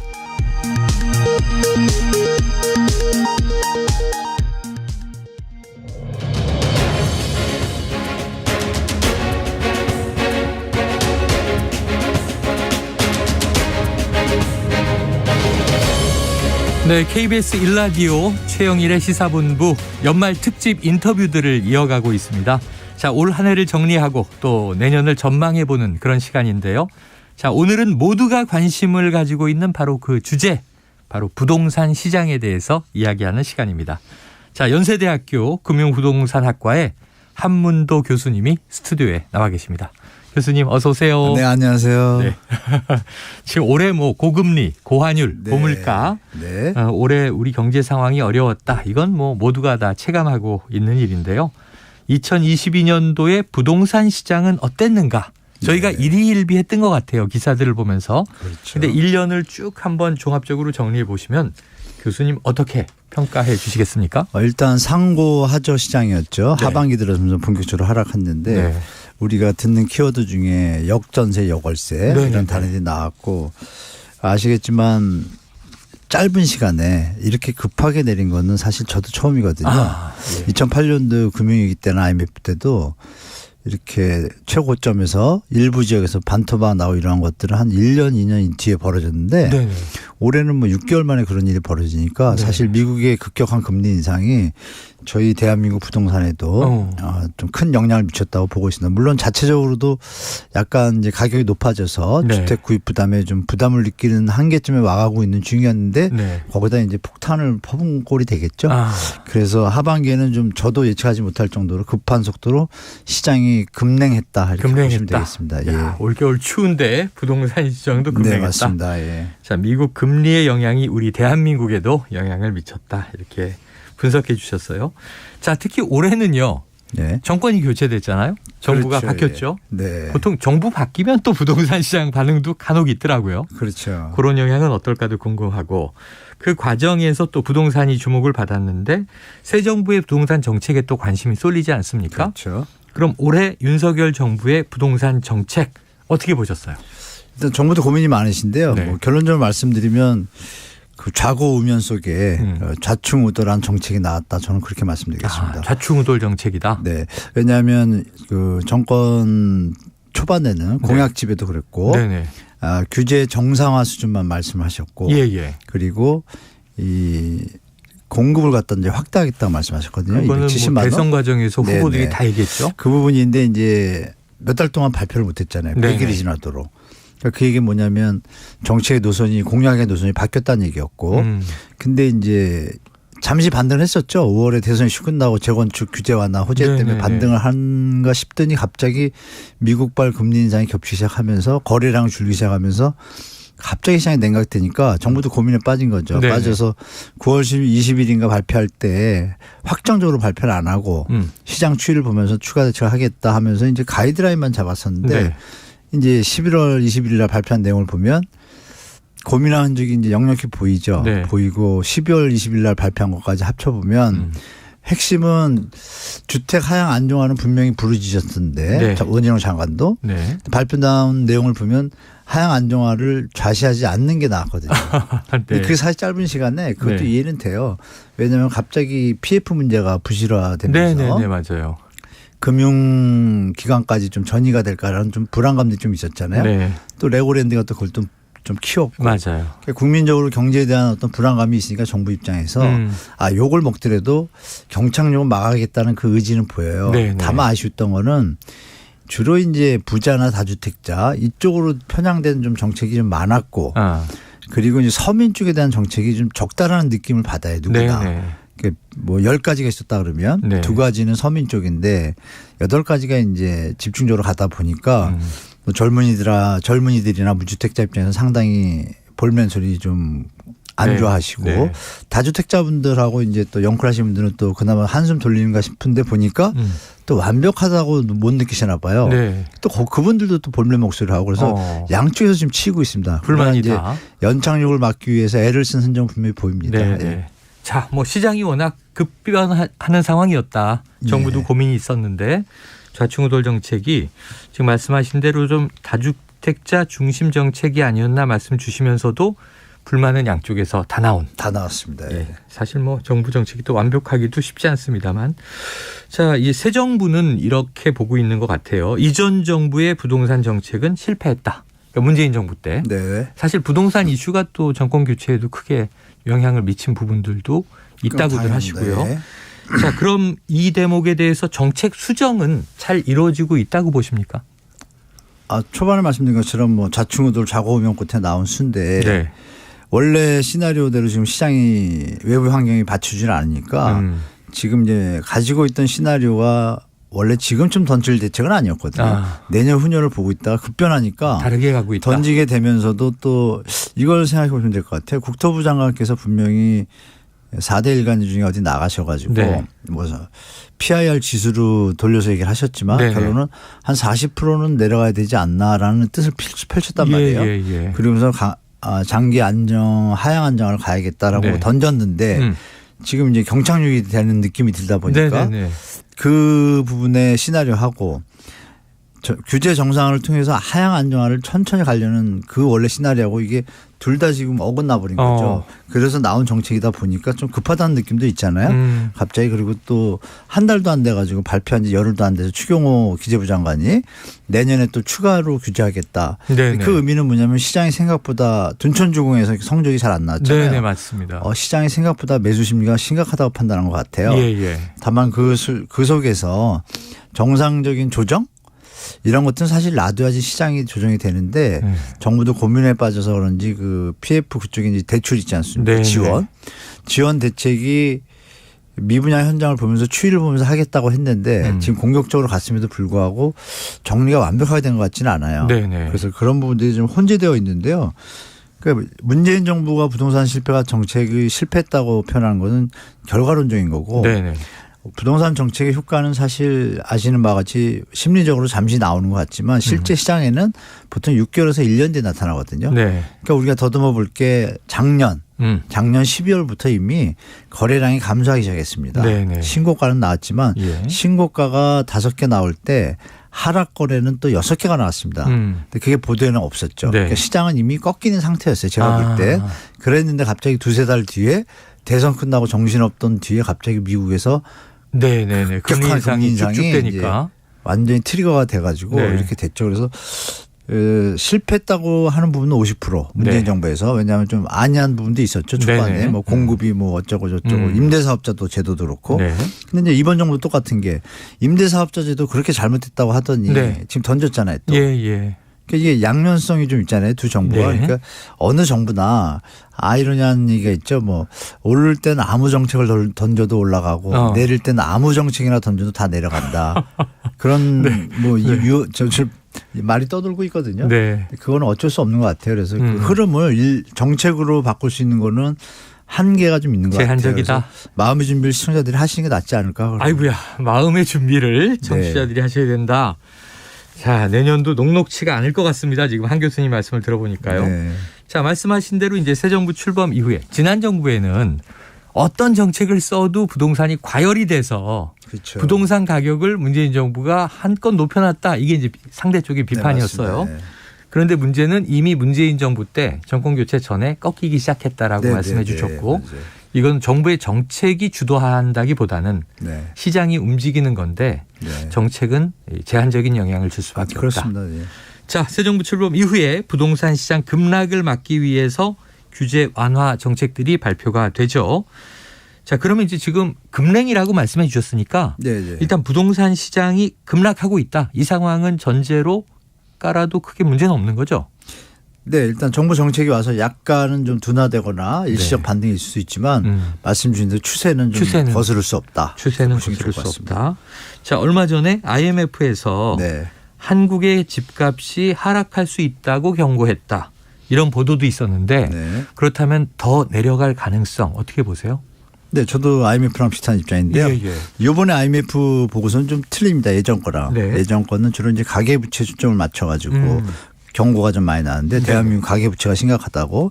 이번 이건 다 아시는 분은 아시지만 그 IMF에서 아시아 태평양 지역의 이제 주택 구입에 대한 안정성하고 부담에 대한 보고서예요. 그거 다 뽑았는데. 예전에는 그냥 자기들이 필드 데이터라고 그러죠. 그것만 갖고 뽑아서 이제 좀 레귤러하게 심플하게 뽑아서 경고를 했는데요. 이번엔 그게 아니고요. 전 세계적으로 좀 문제가 되니까 그 좀 연구원들을 좀 투입을 해가지고 세부적으로. 장수 두껍더라고요. 이번 거는 보니까 그 여기 아시는 뭐 우리가 알고 있는 경제 성장률, 그 나라의 뭐 인구, 가계부채 현황.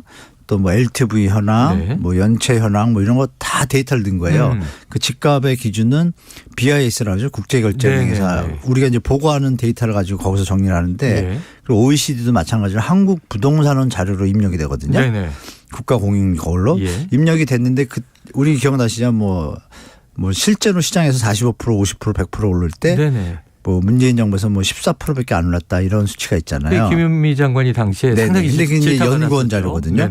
근데 역으로 지금 반토막 나는 데도 있는데 지금도 2% 3%밖에 안 내렸다고 데이터 나온단 말이에요. 그래요? 네, 통계의 문제점인데 여하튼 그 통계를 가지고 베이스를 가지고 BIS하고 OECD를 가지고 뽑은 거예요. 그러니까 우리가 생각해 보냐면 우리가 알고 있던 10%가 아니라는 얘기예요. 제가 드릴 말씀은. 보고서의 결론이 뭐냐면 2019년 말 대비 마이너스 10% 하락할 수 있다거든요. 숫자까지 제시가 됐네요. 네, 마이너스 10%까지.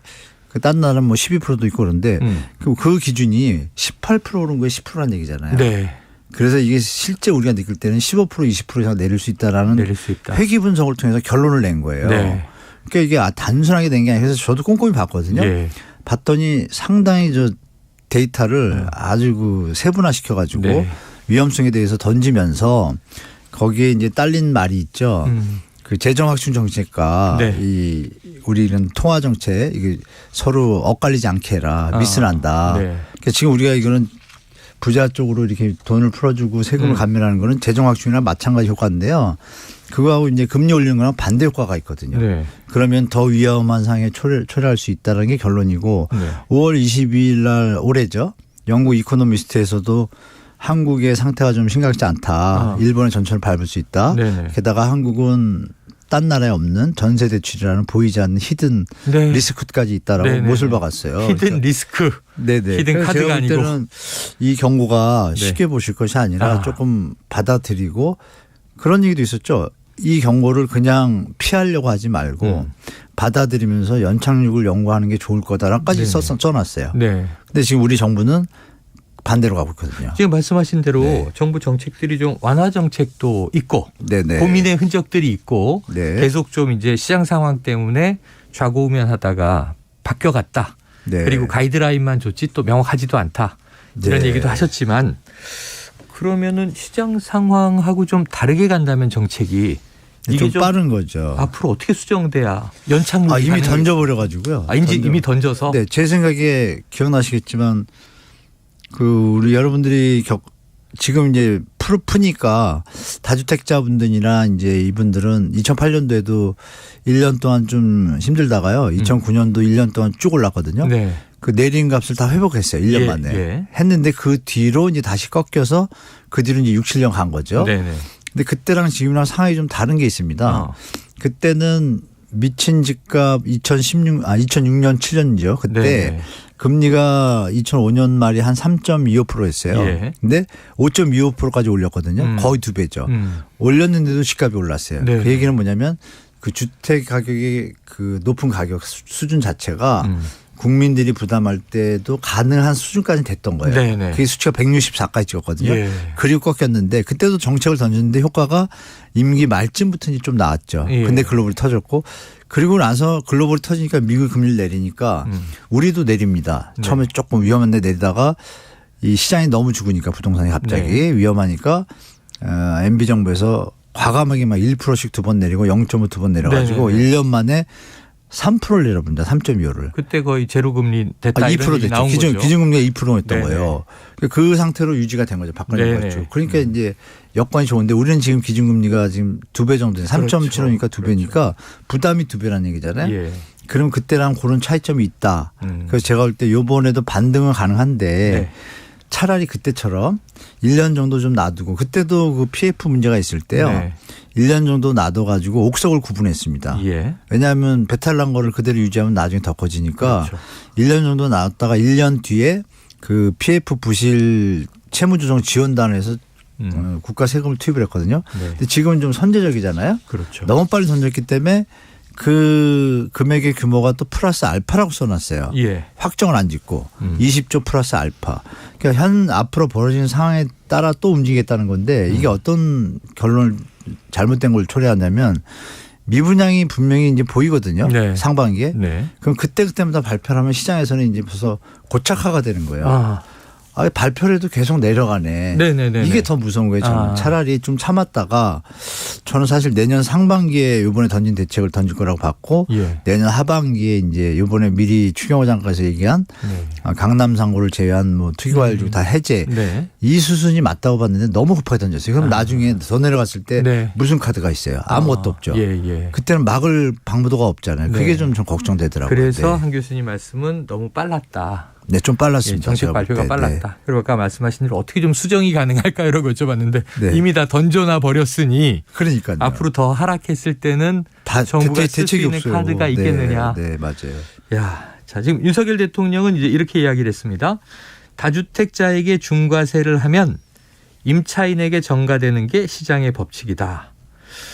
자, 이게 세제를 개편해서 집값을 잡을 수 있나요? 어떻게 들으셨습니까? 그런 적은 한 번도 없었고요. 그런 적은 없다. 일단 어느 정도 효과는 있지만 대세는 못 막잖아요. 근데 윤석열 정부에서 어떤 패턴을 보니까 상생 임대인제도 한 번 있었고요. 그다음에 이제 규제제 완화하면서 저 다주택자 조금 풀어줬다가 이번에 많이 풀어준 거잖아요. 마지막에. 근데 그 얘기를 말씀 주신 국정 무슨 국민 보고서 그때 이제 하셨잖아요. 근데 제가 드릴 말씀은 이거예요. 제가 모방송에도 말씀드렸는데 대국민 보고서에서 대통령이 그게 국민 앞에서 할 소리인가라고 제가 얘기를 했어요. 그래요? 왜냐면요. 다주택자분들 다 가구수를 더하면 한 230만 50만 돼요. 나머지 2,200만 가구 중에 2천만은요. 1주택자고 무주택자분들입니다.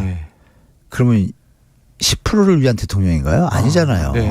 그럼 그 얘기는 그냥 밑에 분들한테 내보내게 하고 국민들의 마음을 얼어줄 수 있는 그러니까 똑같은 말도 저는 이랬으면 좋았을 것 같아요. 주택 가격이 하락하는 건 정상화적으로 좋은데 너무 급격하다 보니 정부에서 조금 경착륙을 막기 위해서 경제 위기로 넘어가는 걸 막기 위해서 좀 해야 되겠다. 좀 양해해 주십시오. 이런 공익적인 부분에 다주택자분들의 공익적인 부분을 국민들이 좀 이해해 주면 좋겠다라고 했으면 조금 좀 반감이 없을 텐데 그 발표하시고 나서 내가 시장에 가서 제가 여쭤보니까 다주택자분들 빼고 다 불만인 거예요. 더 웃기는 거 아까 말씀드린 대로 다주택자분들도 불만이에요. 풀려면 더 확실히 풀어야지 이게 반만 풀었다고. 그래서 그 대통령께서 하시기에는 조금 부족했던 부분이 좀 아쉽다고 생각하고 지금이라도 다시 한번 국토부 장관님이나 그 대통령께서 나머지 대다수의 국민 1주택자분들 중에서 또 자제분들 계신 분들은 주택가격이 하향 안정화되기를 원하시거든요. 정상화되길. 그런 걸 좀 비서관이나 시켜가지고 데이터 뽑으면 나오잖아요. 그럼 민주주의는 다수를 위한 정치인데 소수의 피해를 최소화하고 이건 뭐 소수의 피해를 최소화하는 게 아니라 소수의 피해를 막아주고 다수의 피해는 안 쳐다보는 꼴이 되니까 제가 볼 때 조금 아쉽다고 말씀드리겠습니다. 알겠습니다. 지금 들으면서 그렇지 대통령이 다수 국민들의 이제 심경, 부동산에 대한 마음을 헤아린다면 좀 그러한 또 아우르는 마음 그걸로 정권 잡으셨잖아요. 집값 잡겠다고. 앞뒤가 다르시면 좀 국민들이 좀 실망하죠. 사실. 교수님 뭐 대권 의지가 있으신 건 아니죠? 전혀 없죠. 알겠습니다. 대통령의 없습니다. 부동산 관련 메시지 정책 여기에 대해서 언급을 해주셨습니다. 자 그렇다면 이제 이런 완화 정책 아까 말씀하신 대로요. 조금은 다주택자 중심 또는 이제 부자 중심 이렇게 되는 완화 정책이 나오는 이유는 뭐고 어떤 효과를 노리기 때문 아니겠습니까? 일단 효과는 있습니다. 왜냐하면 다주택자분들한테 문재인 정부에서 좀 이런 부분이 있죠. 너무 이제 징벌적으로 부담하지 못할 수준으로 세금이라는 게 예측 가능하고 부담이 가능해야 되는데 그걸 좀 초과한 부분이 분명히 있어요. 그래서 정치적으로 너무 과중하게 좀 일방적으로 몰아붙인 부분이 있죠. 그거를 정상화하는 건 저도 찬성합니다. 근데 그 정상화를 넘어서서 혜택의 개념으로 가면 오해를 받겠죠. 그런 부분이 지금 이번 정책에 보여요. 보여가지고 특히 임대사업자 제도 중에 뭐 이런 부분 말씀드리면 그 매입 임대사업자 제도 때 박근혜 때도 욕을 먹고 문재인 정부 때도 욕을 먹었잖아요. 비판받고. 그래서 단기 임대사업자 없앴잖아요. 그래서 그나마 이 정부가 이제 고민을 하는 점이 있더라고요. 단기 임대는 없고 10년하고 15년으로 두 개의 시나리오를 던졌는데 그 10년 15년의 그 주택이 진짜 원래 임대사업의 목적은 어떻냐면 제가 조금 시간이 되니까 말씀드리면 1981년에 임대주택법이 생기고 건설촉진법에 의해 가지고 이제 사원 임대 아파트 막 세워졌어요. 근데 나라도로 도와주고 그 건설 산업 현장들이 이제 잘하게 해서 수출해서 우리가 잘 살았잖아요. 그때 이제 집 지을 돈이 없으니까 나라에서 지원을 한 겁니다. 돈을. 그래서 임대 아파트 짓고 그걸로 잘 살고 나서 돈을 많이 벌었으니 나중에 집 사서 가고 이렇게 돌아갔는데 그 IMF가 터졌잖아요. IMF가 터졌는데 이거 미분양은 넘쳐나는데 국가는 위험한 상태고 유동성은 부족하니 그때 이제 던졌습니다. 김대중 정부에서 임대사업자들이 미분양분 주택, 임대주택을 매입할 경우에는 그 공익적이잖아요.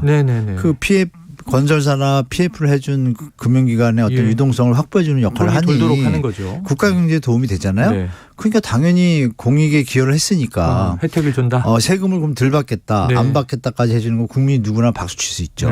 그걸 한 거예요 처음에. 그럼 그거의 목적은 뭐죠? 미분양 현장을 도와주는 게 일본 목적이었어요. 그리고 건설 임대사업자 집을 늘려야 되잖아요. 늘리면 주거복지 안정이 되니까 이게 원래 임대사업자의 목적입니다. 그런데 박근혜 정부 때 이게 변질됩니다. 매입 임대사업자라는 걸 둬가지고 원래 있던 집들을 매집하게 만들 수 있게 만든 거예요. 조건을 좋게 줘서. 그러니까 원래 있는 집을 매집하면 어떤 일이 벌어지죠? 거래량 할 수 있는 물건이 유동성 물건이 줄잖아요. 그러면 매집해가지고 집값을 같이 올리면 올라가 버리잖아요. 그런 폐해가 있다는 걸 분명히 아는데도 했어요. 왜? 그때 좀 활성화시킨다 그래가지고 초이노믹스. 그래서 그때 욕을 많이 먹었단 말이에요. 근데 이제 문재인 정부 들어와서 그거를 욕을 먹었는데도 뭐 나름 연구를 한 것이 4년 임대를 둔 거예요. 근데 이게 악수였죠. 더 투기하기 좋은 환경이 됐단 말이에요. 그러니까 결론은 뭐예요? 원래 있는 집을 하는 임대사업은 의미가 없는 거예요.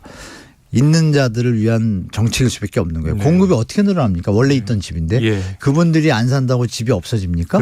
원래 있던 집을 하면 안 되죠. 기존 주택은. 그러니까 결론은 미분양 주택. 건설사도 도와주고 금융기관도 도와주고 본인들도 세금 혜택을 받아서 좋고 이 조건이 돼야지 임대사업을 밀어주는 건데 이번 정부에서 뻔뻔하게 그냥 던진 거예요. 그냥 기존 주택도 이런 표현도 없이 거기다 아파트까지 딱 넣어서. 그러니까 이게 연착륙이라는 큰 명분 아래 슬며시 그 부분이 들어갔으니 네. 웬만한 국민들은 알잖아요. 그래서 이 부분이 사실 너무 좀 이건 좀 패착이지 않나 제가 볼 때. 아까 말씀하셨던 아쉽다고 말씀드립니다. 다시 걷어들여도 좋을 것 같아요. 예, 걷어들여도 좋다. 그럼 박수 받을 거냐 아마 국민들한테. 지금 설명해 주신 것처럼 이제 정상화는 찬성을 하시지만 당연하죠. 정상화를 넘어서 좀 혜택이 되는 대목들이 있다. 네. 거기에 대한 비판을 해 주신 겁니다. 네네. 자, 그런데 이제 이게 항상 이런 것 같아요. 이게 일종의 조절이 되는데 시장 조절이 네. 규제를 풀었다. 네. 근데 그게 말씀하신 대로 좀 적정선을 넘었다. 네. 그럼 또 그게 언젠가 시간이 그렇죠. 좀 지나서 리스크로 돌아오잖아요. 당연하죠. 예. 그럼 내년에 부동산 시장 네네. 지금 정책을 빨리 던졌는데 네, 맞아요. 뭐 정부 입장에서도 연착륙시키려는 마음은 알겠는데 네. 그럼 2023년 부동산 시장은 어떻게 될지 지금 청취자분들이 제일 귀 쫑긋 하시는 대목은 네, 2023년도 시기는 또 언제가 좋을지 이런 거란 말이죠. 제 생각은 일단 상반기 아마 1월 달쯤에 분명히 발표하실 거예요. 뭐 추가 대책을 발표할 텐데 1월하고 2월에 분양 물량이 많습니다. 예. 전국적으로. 근데 이제 둔촌주공의 결과가 아주 나쁜 것도 아니었지만 좋은 성적이 아니었기 때문에 불안한 거예요. 만약에 미분양이 많이 늘어나면 이게 점점 번지니까. 그러니까 정부 입장에서는 추가 대책을 쓸 수밖에 없는 입장은 이해되고 그러면 시장은 어떻게 움직이냐. 당연히 움직이겠죠. 어떤 사람들이? 투자할 수 있는 사람들. 돈 있는 사람들이. 근데 그중에 이제 현재 자산이 어느 정도 있는데 본인이 있는 지역에 집값이 많이 내려온 지역들이 있잖아요. 예. 그 지역에서는 지금 대출도 완화를 했으니까 또 했다가 대책 중에 보면 샀다가 나중에 하나 더 샀을 때도 나중에 양도세를 덜 내거나 이런 혜택이 있어요. 지금. 그 여건은 됐어요. 그러니까 능력 있는 사람은 들어가고 싶은 때가 된 거예요. 여건이. 그러면 일부 어떤 사람은 들어갈 수 있겠죠. 근데 중요한 건 일부 제가 시장을 알아보니 일부 자산가들 그런 분들 중에 자산가들은 그거 들어갔다가 더 내려가면 손해다. 그러니까 확실하게 내려간 다음에 사겠다는 분이 또 더 많아요. 바닥을 확인하고. 네, 그렇죠. 그러니까 바닥까지 못 가더라도 발목이나 무릎을 확인해야겠다 이거죠. 더 내려갈 수 있다. 네, 거기다 이제 기본적인 경제 지식이 다 알고 계시지만 미국이 내년에 금리 인상을 뭐 0.25 두 번 하든지 0.5 두 번 하든지 할 수 있잖아요. 그렇죠. 그게 끝나고 시장을 보겠다는 사람이 많아요. 자산가도. 그러면 이제 무주택자 입장은 어떨까요? 지금도 비싸다고 판단되는 갑질이 많잖아요. 그러니까 아직 거래가 안 붙잖아요. 그렇죠. 그분들도 아마 더 내려갈까? 이 정도면 된대 이런 부분이 있잖아요. 그러면 시장에서 이런 대책을 정부에서 안 하더라도 시장에서 거래량이 늘어나게 되어 있습니다. 그래서 제가 볼 때는 상반기에는 분명히 거래량이 잠시 늘어났는데 이게 뭐냐. 한 달에 서울 아파트 예를 들 때 15,000개, 10,000개가 거래되던 게 지금 1,000대 이하로 쭉 떨어졌단 말이에요. 근데 이게 3,000개 된 게 의미가 있냐 이거죠. 그럼 보도가 나올 거예요. 거래량 전달 대비 2배 늘어나 시장 살아나는데 이거 여기에 이제 오판하시면 안 되는 거예요. 왜? 쟁점이 있네요. 기준이 한 6,000을 넘어야 시장이 완전 상승으로 돌아서기 때문에 그때 따라 붙으면은 오판에서 좀 실수할 수 있는 가능성이 좀 있기 때문에 자산가들도 마찬가지일 거예요. 그러면 더 기다리게 되죠. 한 5,000, 6,000까지 안 가면 더 기다리면 이게 힘을 못 쓰면 어떻게 돼요? 내려가겠죠. 그렇죠. 내려갈 때는 힘이 더 어떻게 될까요? 효과가 이 대책이 효과가 없구나 되면 쭉 빠지죠. 더 쭉 빠지죠. 그래서 제가 우려하는 게 그런 부분이었던 건데 그래서 결론은 상반기에는 이게 분명히 반등 소식이 있을 겁니다. 있고 뭐 다주택자분들 입장에서 좋은 뉴스들이 나오겠지만 이게 점점 시간이 가면 살짝 힘을 잃어가기 시작하고 만일에 하나 뭐 PF 현장이나 이런 데 정부가 대책을 잘하고 있는데 PF는 잘 막고 있는데요. 지원을 잘해서 어느 현장들을 다 구해줄 수는 없잖아요. 그렇죠. 그 중에 이제 부실 현장이 이제 뭐 현장에 부도가 났다 이런 뉴스들이 자꾸 나오기 시작하면 이때는 이제 떨어지는 심리를 못 막기 때문에 하반기에 들어가면 제가 볼 때 다시 하락으로 재진입해서 그 다음은 또 이제 경제 상황이랑 맞춰서 뭐 시간을 좀 축적해야 되겠죠. 그래서 내년에 하여간 상고하죠. 이렇게 예측하시는 게 좋을 것 같습니다. 상고하죠. 상고도 완전 상승으로 돌아선 게 아니라 하락폭을 줄이는 데서 끝일 수도 있겠죠. 지금 약간 쌍봉 낙타의 그림이 떠오르는데 상반기에 반짝 반등은 있지만 여기에 오판하지 마라 말씀하셨고요. 한 번 더 참으시는 게 좋을 것 같다는 하반기에 떨어지면 그때 경제 상황에 따라 달라지겠지만 많이 떨어질 수도 있고. 이런 경우가 있을 것 같아요. 미국하고 중국이 서로 타협이 된다든지 러시아 우크라이나가 타협이 되면 시장 환경이 완전히 바뀌잖아요. 미국도 금리를 인하하는데 좀 편하고 이러면 이제 시장이 올라갈 수 있지만 우리나라는 여전히 집값이 워낙 고점이기 때문에 그때는 이제 상승하는 속도가 붙겠지만 좀 시간이 좀 걸릴 거다. 이렇게 예측하시면 좋을 것 같아요. 천천히 상승할 것이다. 네네 맞아요. 자, 내년에 따져볼 게 많습니다. 지금 뭐 잠재 경제 성장률 지금 1.7에서 1.6 이렇게 내려가고 있잖아요. 네네. 전체 경제 환경이 어려울 테니까 부동산 정말 이건 또 큰 자산이 걸린 문제라 예의 주셔야 될 것 같습니다. 오늘 중요한 얘기 한문도 교수님에게 잘 들었습니다. 지금 연말 특집 기획입니다. 자, 부동산 시장 정리 평가와 내년의 전망. 연세대학교 금융부동산학과의 한문도 교수님에게 들었습니다. 교수님 오늘 말씀 고맙습니다. 네, 고맙습니다. 최영일의 시사본부는 여러분과 함께합니다. 짧은 문자 50원, 긴 문자 100원이 드는 샵 9730. 라디오 어플 콩과 유튜브는 무료로 참여하실 수 있습니다.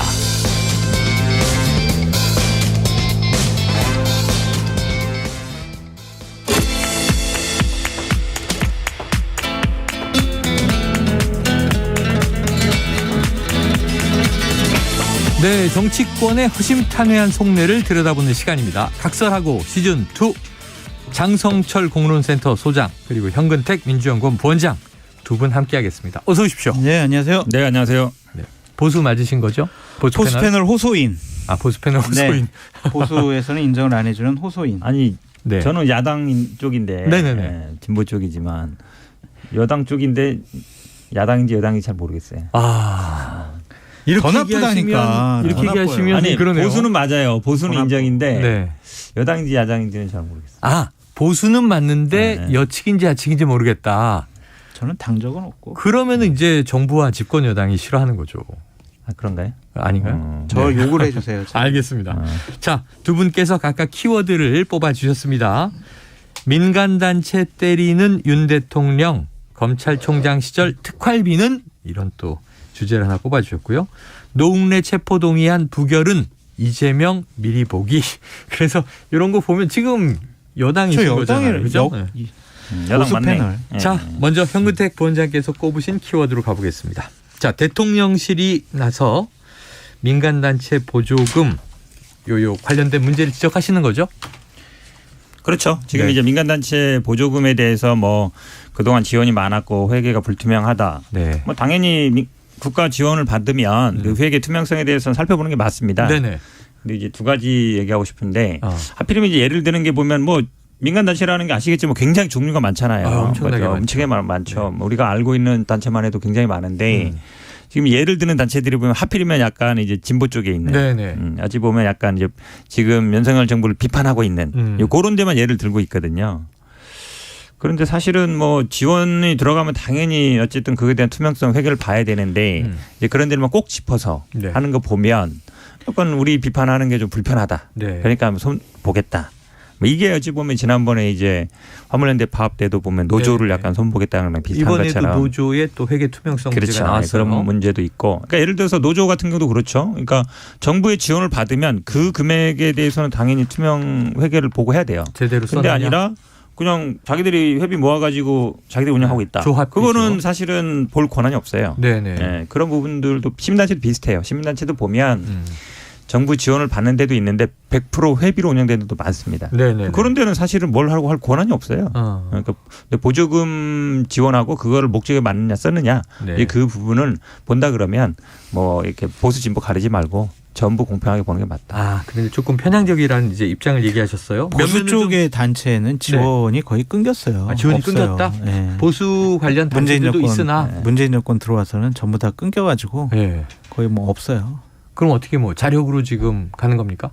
자력으로도 못해요. 지금 없어요. 그냥. 그럼 없다? 그냥 정광훈 목사만 있어요.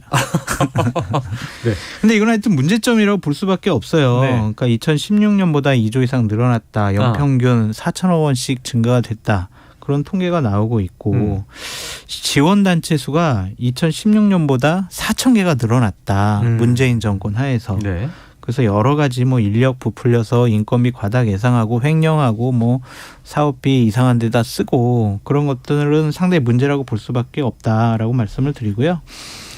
그러니까 현재까지 보면 부정수급 적발 보조금이 2,300억 원 정도밖에 안 되는데 예를 들면은 지난 2016년부터 22년간 각종 시민단체, 협회, 재단, 22년까지 네, 복지시설 이런 비영리 민간단체에 지급한 정부 보조금이 31조 4천억이에요. 이거 좀 어마어마한 숫자거든요. 6년 동안. 네.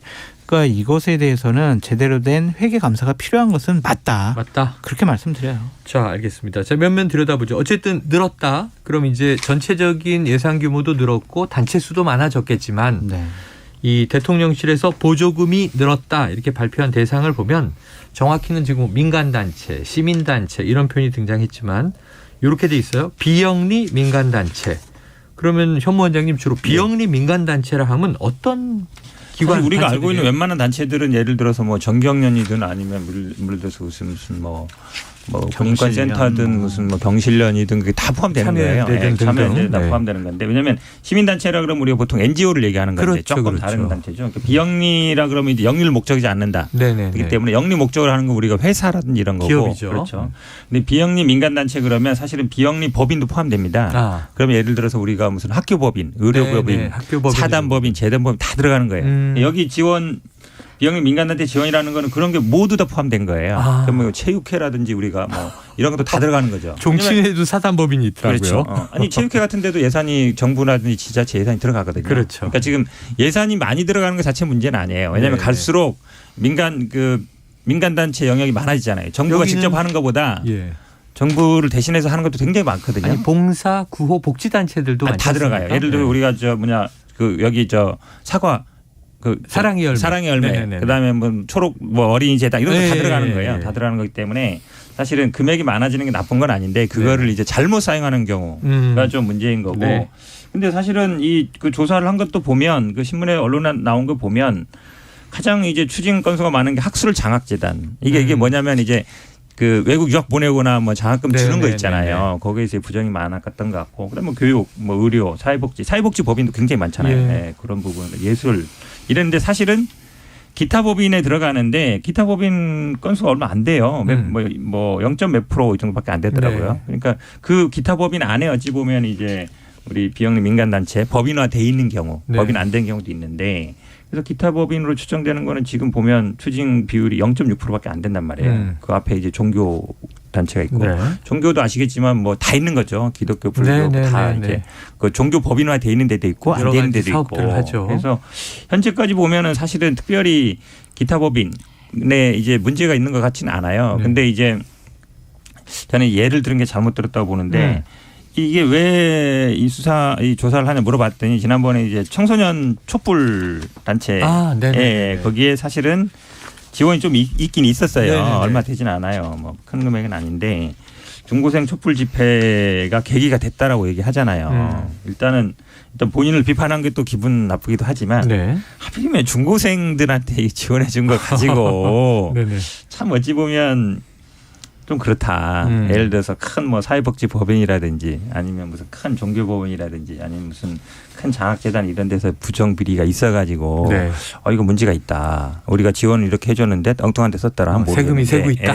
그럼 모르겠는데 여기 지원 준 게 제가 보기에는 기억엔 정확한지 모르겠는데 뭐 1,500만 원인가 했던 것 같아요. 한번 봐야 될 것 같은데 그 정도 같아요. 근데 그걸 지원해줬는데 어떻게 우리 비판하는 집회 나왔냐. 그리고 그게 어쨌든 이 조사 계기라는 거잖아요. 그게 제가 보기엔 강사도 불러서 교육비를 썼다. 뭐 이런 얘기도 있어요. 근데 실질적으로 이렇게 지원 단체에 지원한 정부 국가 보조금이 사업 목적에 사용된 것은 상당히 문제라고 볼 수밖에 없죠. 그래서 이제 어제 이관섭 정책기획수석이 발표한 내용 중에는 민족화해협력 범국민협의회, 남북교류협력지원협회, 뭐 4.16 재단, 촛불 중고시민 연대 이런 데서는 세월호 피해 지원 사업비가 북한 국무위원장 신년사 학습, 김일성 항일투쟁 세미나 등에 사용되거나 청소년 동아리 사업 지원비가 반정부 시위를 주도하는 정부 반정부 단체에 지원됐고 가족소통 사업 보조금이 반미 친러 표방한 단체에 지급됐다. 이런 식으로 해서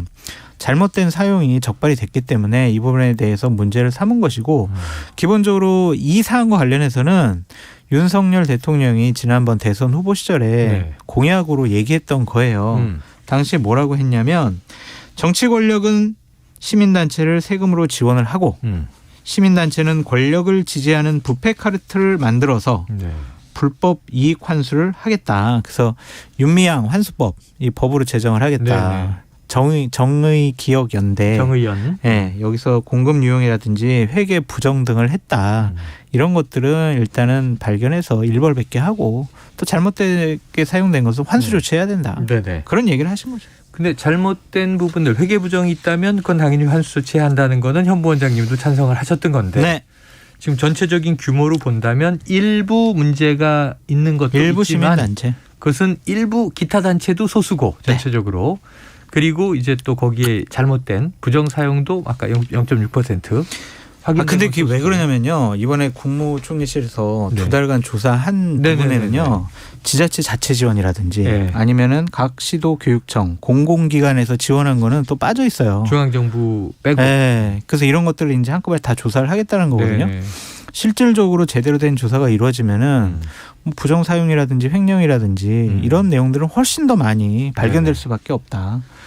제가 보기에는 이것도 약간 수사랑 비슷하게 이제 결론을 내려놓고 하는 거예요. 왜냐하면 이제 진보 아까 말씀드린 그런 단체들 뭐 실제로 내용을 봐야 되겠습니다만 진보 단체이면서 이렇게 잘못 썼다. 그럼 이제 이렇게 딱 벌써 발표를 해버리면 조사를 어떻게 하겠어요? 이거에 집중해서 하는 거예요. 다른 예산 규모가 아까 몇백조라 그랬는데 이런 사람 지원하는 거 몇천만 원 안 되는 금액이에요. 아니, 그런 것들이 합쳐지면 34조가 되는 거죠. 이 시민단체 투명성은 제고돼도 봅니다. 정부 지원금. 근데 이제 제가 요 말을 하고 싶은 게 그러면 윤석열 총장이 검찰총장 시절에 특활비를 공개하라고 지금 여러 시민단체에서 재판하고 있거든요. 그래서 그걸 지금 1심, 2심 다 이겼어요. 아니, 이거 수십억 대요. 검찰총장이 쓰는 특활비가 어디 썼는지 누구한테 줬는지. 이거 정부 세금이잖아요. 아니 이거는 그럼 끝까지 지금 재판하면서 공개 안 하겠다고 수사 기밀이고 뭐 어쩌고 뭐 이거 다 드러나면은 수사 기밀이 돈 쓴 거랑 수사 기밀이랑 무슨 상관이에요. 근데 이건 끝까지 공개 못 하겠다고 지금도 재판하고 있어요. 1, 2심에서는 공개하라고 했는데 그럼 본인거부터 아이고 제가 특활비 쓴 거 다 공개하겠습니다. 시민단체도 떳떳하게 공개하십시오. 하면 얼마나 좋아요. 자기가 쓴 돈은 죽어도 공개 못하고 시민단체 쓴 거는 이거는 왜냐하면 단체도 아니에요. 검찰총장의 자격으로 쓴 돈이란 말이에요. 개인의 자격으로 쓴 거잖아요. 직책이 있지만 공무원, 고위공직자고 공무원. 그러니까 특활비라는 게 이제 눈먼 돈이잖아요. 뭐 국회에 있어 보니 알겠지만 눈먼 돈이면 안 되는 거 아닙니까 사실은? 그러니까. 근데 그거를 만들어 놨어요. 국회의원들이 법으로. 그러니까 그런 거 써야지 뭐 어떻게. 저도 군대 있을 때 특활비 받아봤거든요. 정보기관에서 와요. 그럼 최소한 이름이랑 금액은 써놔요. 영수증을. 누가 얼마 받아갔는지는.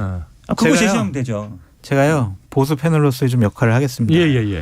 특활비 그 문제가 잘못됐으면 문재인 정권 시절에 2020년도 총선에서 압승했을 때 그 부분 법으로 고치면 되잖아요. 왜 안 고쳤습니까? 왜 안 고쳤습니까? 아니, 문재인 정권 민주당 탓이에요. 윤석열 대통령이 시민단체 회계 투명성 얘기하고 있으니까 그럼 본인도 자기가 쓴 돈에 대해서 떳떳하니까 투명하게 밝히겠다라고 하시라는 얘기예요. 뭐 법 바꾸는 거랑 뭔 상관이에요? 이거 특활비 공개하라고 아니면 특활비를 없애버리고 아니면 그 카드로 사용할 수 있도록 업무 추진비로 바꿨으면 되는데 민주당이 안 바꿨잖아요. 민주당 잘못이라니까요. 집권에 있을 때 왜 안 바꿨느냐. 윤석열 대통령이 특활비 공개 안 하는 것도 민주당 잘못이다.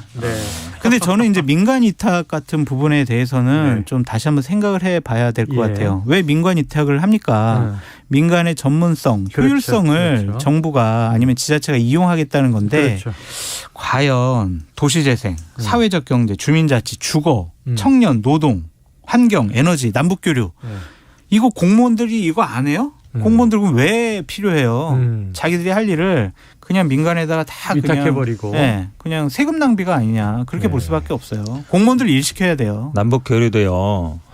상대방도 마찬가지고 사실은 정부에서 하게 되면 어려운 점이 많습니다. 제약이 있죠. 왜냐하면 예를 들어 만나는 것도 그렇고 관여하는 것도 그렇고 그러다 보니까 민간단체가 하는 거예요. 근데 그거 자체가 오히려 남북 간의 문제 같은 거는 민간단체가 하기 때문에 되는 겁니다. 정부기관에서 하게 되면 흔들려요. 그다음 보수 진보에 따라 달라지고 일이 연속성이 없거든요. 그리고 예를 들어 우리가 북한에 지원한다 그러면 정부에도 공식 지원한다 그러면 뭐 유엔 제재도 문제가 걸리고 미국도 막 걸리는 거예요. 근데 민간단체가 지원한다 그러면 그런 약간 제한이 없거든요.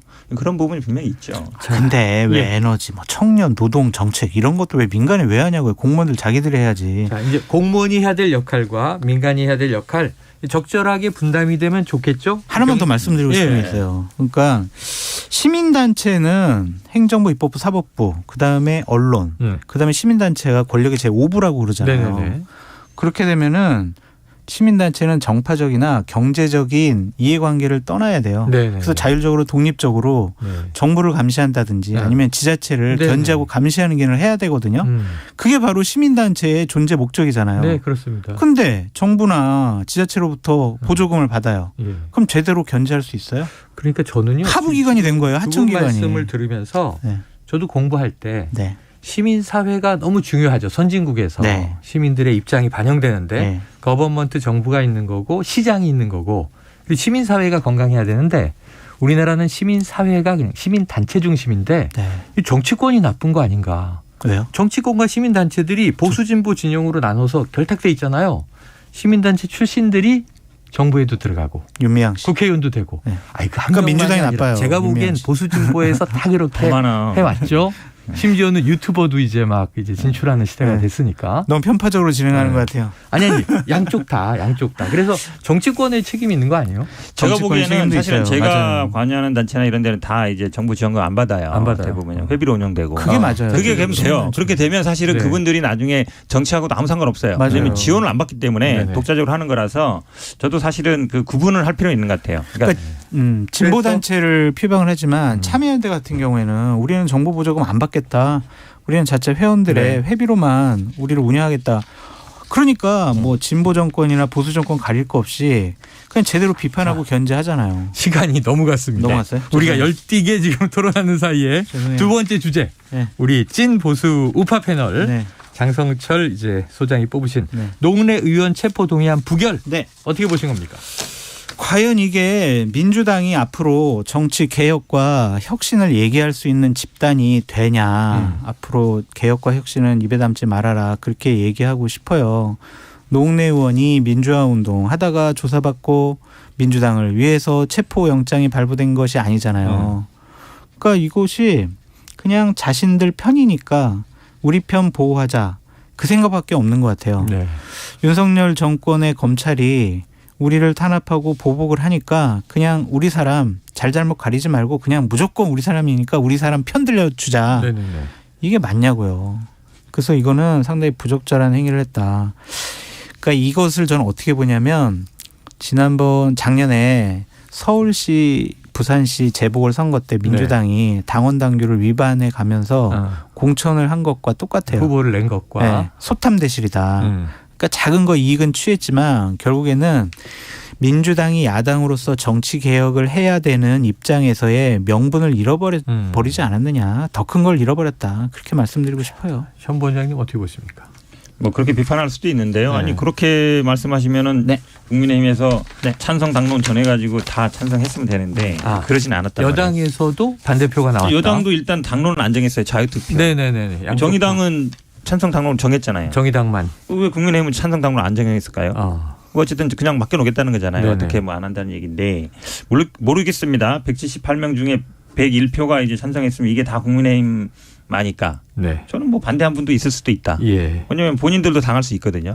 왜냐하면 지금 정의당 표도 있겠죠. 신윤, 비윤 이거 확실히 이게 갈리잖아요. 그러면 이제 비윤에 있는 의원들 생각을 해보세요. 이게 야당만 하다가 나중에 우리도 그거 안 물러나면 우리도 수사 대상 되는 거 아니야? 그렇게 생각 안 할 수가 없잖아요. 더구나 지금 한동훈 장관이 와가지고 이런 법무부 장관 못 봤는데 아니 뭐 녹취록도 있어요. 이렇게 얘기했고요. 문자 메시지도 있고요. 뭐 지금 뭐 서로 뭐 통화 녹음한 것도 다 있어요. 돈봉투 소리도 들리고요. 마치 이게 법정 나가서 영장 실질심사할 때 그거랑 똑같은 거예요. 검사 역할이 그거거든요. 그때 요새 프리젠테이션을 많이 하죠. 근데 문제는 이거죠.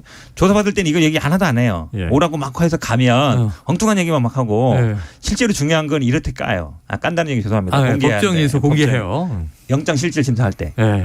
근데 그거랑 똑같아요 지금. 노웅래 의원도 그러잖아요. 아니 나 오라 그래서 갔더니 그런 건 하나도 안 보여주고. 못 들어본 얘기도 국회에 와서 갑자기 얘기해버리면 그래도 국회의원이고 본인도 이제 소환 조사에서 갔는데 방어권 문제가 있는 거죠. 기본적으로 제시를 해야 되는데 그러니까 제가 보기에는 한동훈 장관은 지금도 그냥 검사예요. 지금도 검사다. 저는 어느 민주당이 진짜 민주당이냐라고 되묻고 싶습니다. 그러니까 문재인 정권 시절 추미애 법무부 장관이 국회에 나와서 정정순 의원에 대한 체포동의안 이거 동의 좀 해주세요라고 얘기를 할 때 거의 똑같았어요. 정정순 의원도 정치자금법 위반이에요. 공직선거법 위반이란 말이에요. 노웅래 의원하고 혐의가 거의 비슷해요. 그때는 정정순 의원 좋아요. 체포 동의해요라고 해놓고 지금 와서는 왜 반대하냐고요. 어느 민주당이 진짜 민주당이냐 저는 대묻고 싶습니다. 그 민주당 그대로 민주당이고요. 근데 원칙이 이렇게 달라져요. 아니, 이게 말씀처럼 무슨 혐의가 있다. 정치자금법 위반이 있다. 요거 얘기하는 건 상관없어요. 근데 지금 한동훈 장관은 더 나갔잖아요. 녹취록이 있습니다가 아니에요. 녹취록에 이렇게 얘기했습니다. 내용까지. 문자에 메시지 이런 게 있습니다. 그럼 이게 사실은 우리 피의사실 공포가 어떻게 돼 있냐면 경찰, 검찰 그 수사하는 사람이거나 이를 감독하는 사람도 포함돼요. 그런 사람이 공소 제기 전에 피의사실 공표할 경우 문제 된다는 거거든요. 이 사람이 이제 국회의원 아니니까 거기에 면책 특권 있는 건 아니잖아요. 그럼 구체적으로 예를 들어서 증거도 탄탄하고요. 문자 메시지도 있고요. 녹취록도 있습니다. 그리고 도망가거나 증거 인멸할 염려도 있습니다. 이렇게 얘기하면 모르겠는데 그게 아니고 그 내용을 얘기한 거잖아요. 녹취록의 내용. 그러면은 지금 부원장님이 법조인이시기도 하니까 피의사실 공표라고 주장이 나오고 있어요. 저는 될 것 같아요. 아까 말씀드렸잖아요. 그러니까 수사하는 사람뿐만 아니라 감독하는 사람도 포함돼요. 그럼 민주당에서 고발. 감독하는 사람이라는 거는 이 수사 지휘권이 있기 때문에 감독권이 있죠. 그다음에 공소 제기 전에 맞잖아요. 그리고 피의 사실에 대해서 한 거니까 저는 요거는 사실은 굉장히 중요한 부분이 될 거라고 그럼 봐요. 민주당이나 노웅래 의원이 이거를 고소나 고발해요? 피의사실 공포죄는 사실은 피해자 그러니까 고발이 있어야 되는 범죄는 아니에요. 그러니까 누구나 할 수 있는. 제3자도 할 수 있다. 그렇죠. 그러니까 민주당이 고발할 수 있어요. 자, 그럼 장 소장님, 이게 결국은 또 이제 어떻게 되냐면 국민의힘에서는 이재명 방탄용이다. 거의 항상 무조건 이재명 방탄용 하시죠. 좀 사전 훈련을 했다. 그래서 이 단일 대우를 확인했다 이런 얘기를 이제 하고 있는데 당대표 실장을 또 지내셨으니까 지금 만약에 민주당 대표실에 장 소장님이 계시다고 가정을 하면 자, 이재명 대표 지금 건 사법 리스크와 관련해서 노웅래 의원의 체포동의안 처리에 대해서 가결이냐 부결이냐 어떤 조언하셨을까요? 제가 당대표에 참모라면 부결시키라고 했을 것 같아요. 부결시켜라. 평론가 입장에서는 도대체 민주당 원칙 지켜요 막 이러겠지만 왜냐하면 지금 윤석열 정권이 우리 민주당을 이제 짓밟아 버리려고 한다. 여기서 밀리면은 언제 이거 우리는 크게 당할 수밖에 없다. 그렇기 때문에 우리가 만약에 가결시킨다면 한동훈 법무부 장관이나 검찰의 수사의 정당성만 확인시켜 줄 것뿐이다. 그럼 앞으로 계속 수사를 받게 될 이재명 당대표 아니면 다른 민주당 의원들까지도 밀릴 가능성이 있기 때문에 여기서 일단은 방어막을 치는 것이 맞다. 부결시켜야 한다라고 조언을 했을 것 같아요. 그런데 정치 평론가로서는 원칙을 지키는 민주당이 되라. 그렇게 말씀드립니다. 현 원장님, 실제로 참모의 입장이면 저렇게 조언을 할까요? 그렇죠, 당연히. 지금 당내 분위기가 지금 뭐냐면 이게 뭐 한 개인에 대한 문제, 예를 들어서 노웅래 의원 같은 경우도 현금 다발이 발견되고 이러니까 이제 뭐 여론이 안 좋을 수는 있는데 이제 노웅래 의원 한 사람이 문제냐 이렇게 보진 않는 거예요. 다 이재명 대표뿐만 아니라 다른 사람들도 다 맨날 수십 명 된다 이런 얘기 나오기 때문에 본인들의 문제로 보는 거죠. 다 누구나 대상이 될 수 있다고 보고. 자, 부원장님 이것도 여쭤볼게요. 이재명 대표가 어제 28일 소환은 일단은 못 가겠다 했습니다만 당당하게 가겠다고 해서 지금 내년이 되면 새해가 되면 1월 10일에서 12일 사이 출석하는 시간을 좀 조율 중이다. 확인 중이다. 자, 검찰과 지금 이 대표 측 사이에서 어떤 이야기들이 오가고 있습니까? 일단은 이제 다다음 주에 가겠다 그러니까 검찰이 그럼 10일이나 12일 사이에 와달라 한 거 보면 10일이나 12일 그 사이에 되겠죠. 3일 중에 하루겠네요. 그렇죠. 그러면 이제 중요한 거는 이제 언제 올 거냐. 그다음 가장 중요한 게 아마 이제 공개적으로 할 거냐 비공개로 할 거냐. 왜냐하면 이제 언론들이 취재를 어떻게 하는 것까지는 하진 않아요. 언론 풀단에서 알아서 하는 거니까. 그런데 이제 결국은 공개 소환을 근데 이게 제가 보기에는 비공개하기는 쉽지 않을 것 같아요. 그래요? 왜냐하면 이미 예를 들어 계속 만약에 10일하고 12일 사이면 모든 기자들이 다 가 있을 텐데. 다 알려져 있는데. 그렇죠. 중앙지검 이런 데는 이제 출입문도 많고 지하실로 가서 올라가기도 하고 이렇게 되는데 성남지청은 조그만해요. 성남지청. 문이 하나밖에 없어요. 어디 갈 데가 없어. 거기서 딱 있으면은 모를 수가 없어요. 사흘 동안 뻗치기를 하면 완전히 그 옛날 건물이라서 네네네. 아시겠지만 약간 동산 올라가서 예, 있잖아요. 예. 그러다 보니까 제가 보기에는 그 입구에만 딱 있으면은 문이 하나밖에 없어요. 그러니까 뭐 제가 봐도 사실상의 공개 소환일 것이다. 아니, 그리고 또 이왕 이렇게 가겠다 그러면 공개 가면서 피할 이유도 자기 없다. 얘기하고 그렇죠. 네네. 그다음에 나오면서 얘기하면 되는데 이제 그런 게 좀 문제죠. 예를 들어서 저도 이렇게 경험상 보면 이제 오전에 가면 언제쯤 끝날 거냐. 네. 대충 이제 이런 얘기를 들으면 좋은데 얘기 안 해주죠. 해봐야 합니다. 그럼 뭐에 대해서 조사합니까? 그것도 우리가 조사해봐야 합니다. 이렇기 때문에 모호한 그렇죠. 그러니까 아마 제가 보기에는 뭐 오후에 가면 수사 시간이 길어지면 보통 오전에 가서 한 먹고 적립 시간 한 2시간 정도 주거든요. 점심 먹고 그다음에 또 오후에 가서 받고 이렇게 되지 않을까 예상하고 있습니다. 그러니까 이재명 당대표 같은 경우는 여러 범죄 혐의 때문에 검찰의 수사를 받고 있잖아요. 네. 피하는 모습은 비겁해 보일 수 있다. 예. 그래서 정말 정정당당한 모습을 보이는 것이 정면 돌파. 예, 본인의 정치적인 입지를 위해서도 좋다. 그렇게 말씀을 드리고요. 그래요. 이 부분과 관련해서는 내 잘못이다 아니면은 나부터 소환하고 나부터 조사해라. 그렇게 먼저 공세적으로 나가는 것이 옳다라고 말씀드려요. 자, 각설하고 시즌2 올해도 열심히 달려왔는데 올해 마지막 순서 요거 시간이에요. 아니에요? 내가 어제 할 얘기 있는데요. 네. 김용 관련해서. 김용 관련? 네. 한 말씀 짧게 하세요. 왜냐하면 이게 제가 어제 구치소에 가서 직접 그 받아온 거거든요. 변호인이니까. 입장문에. 말씀해 주세요. 왜냐하면 이게 지금 1억 9천을 뇌물로 기소했는데 네네.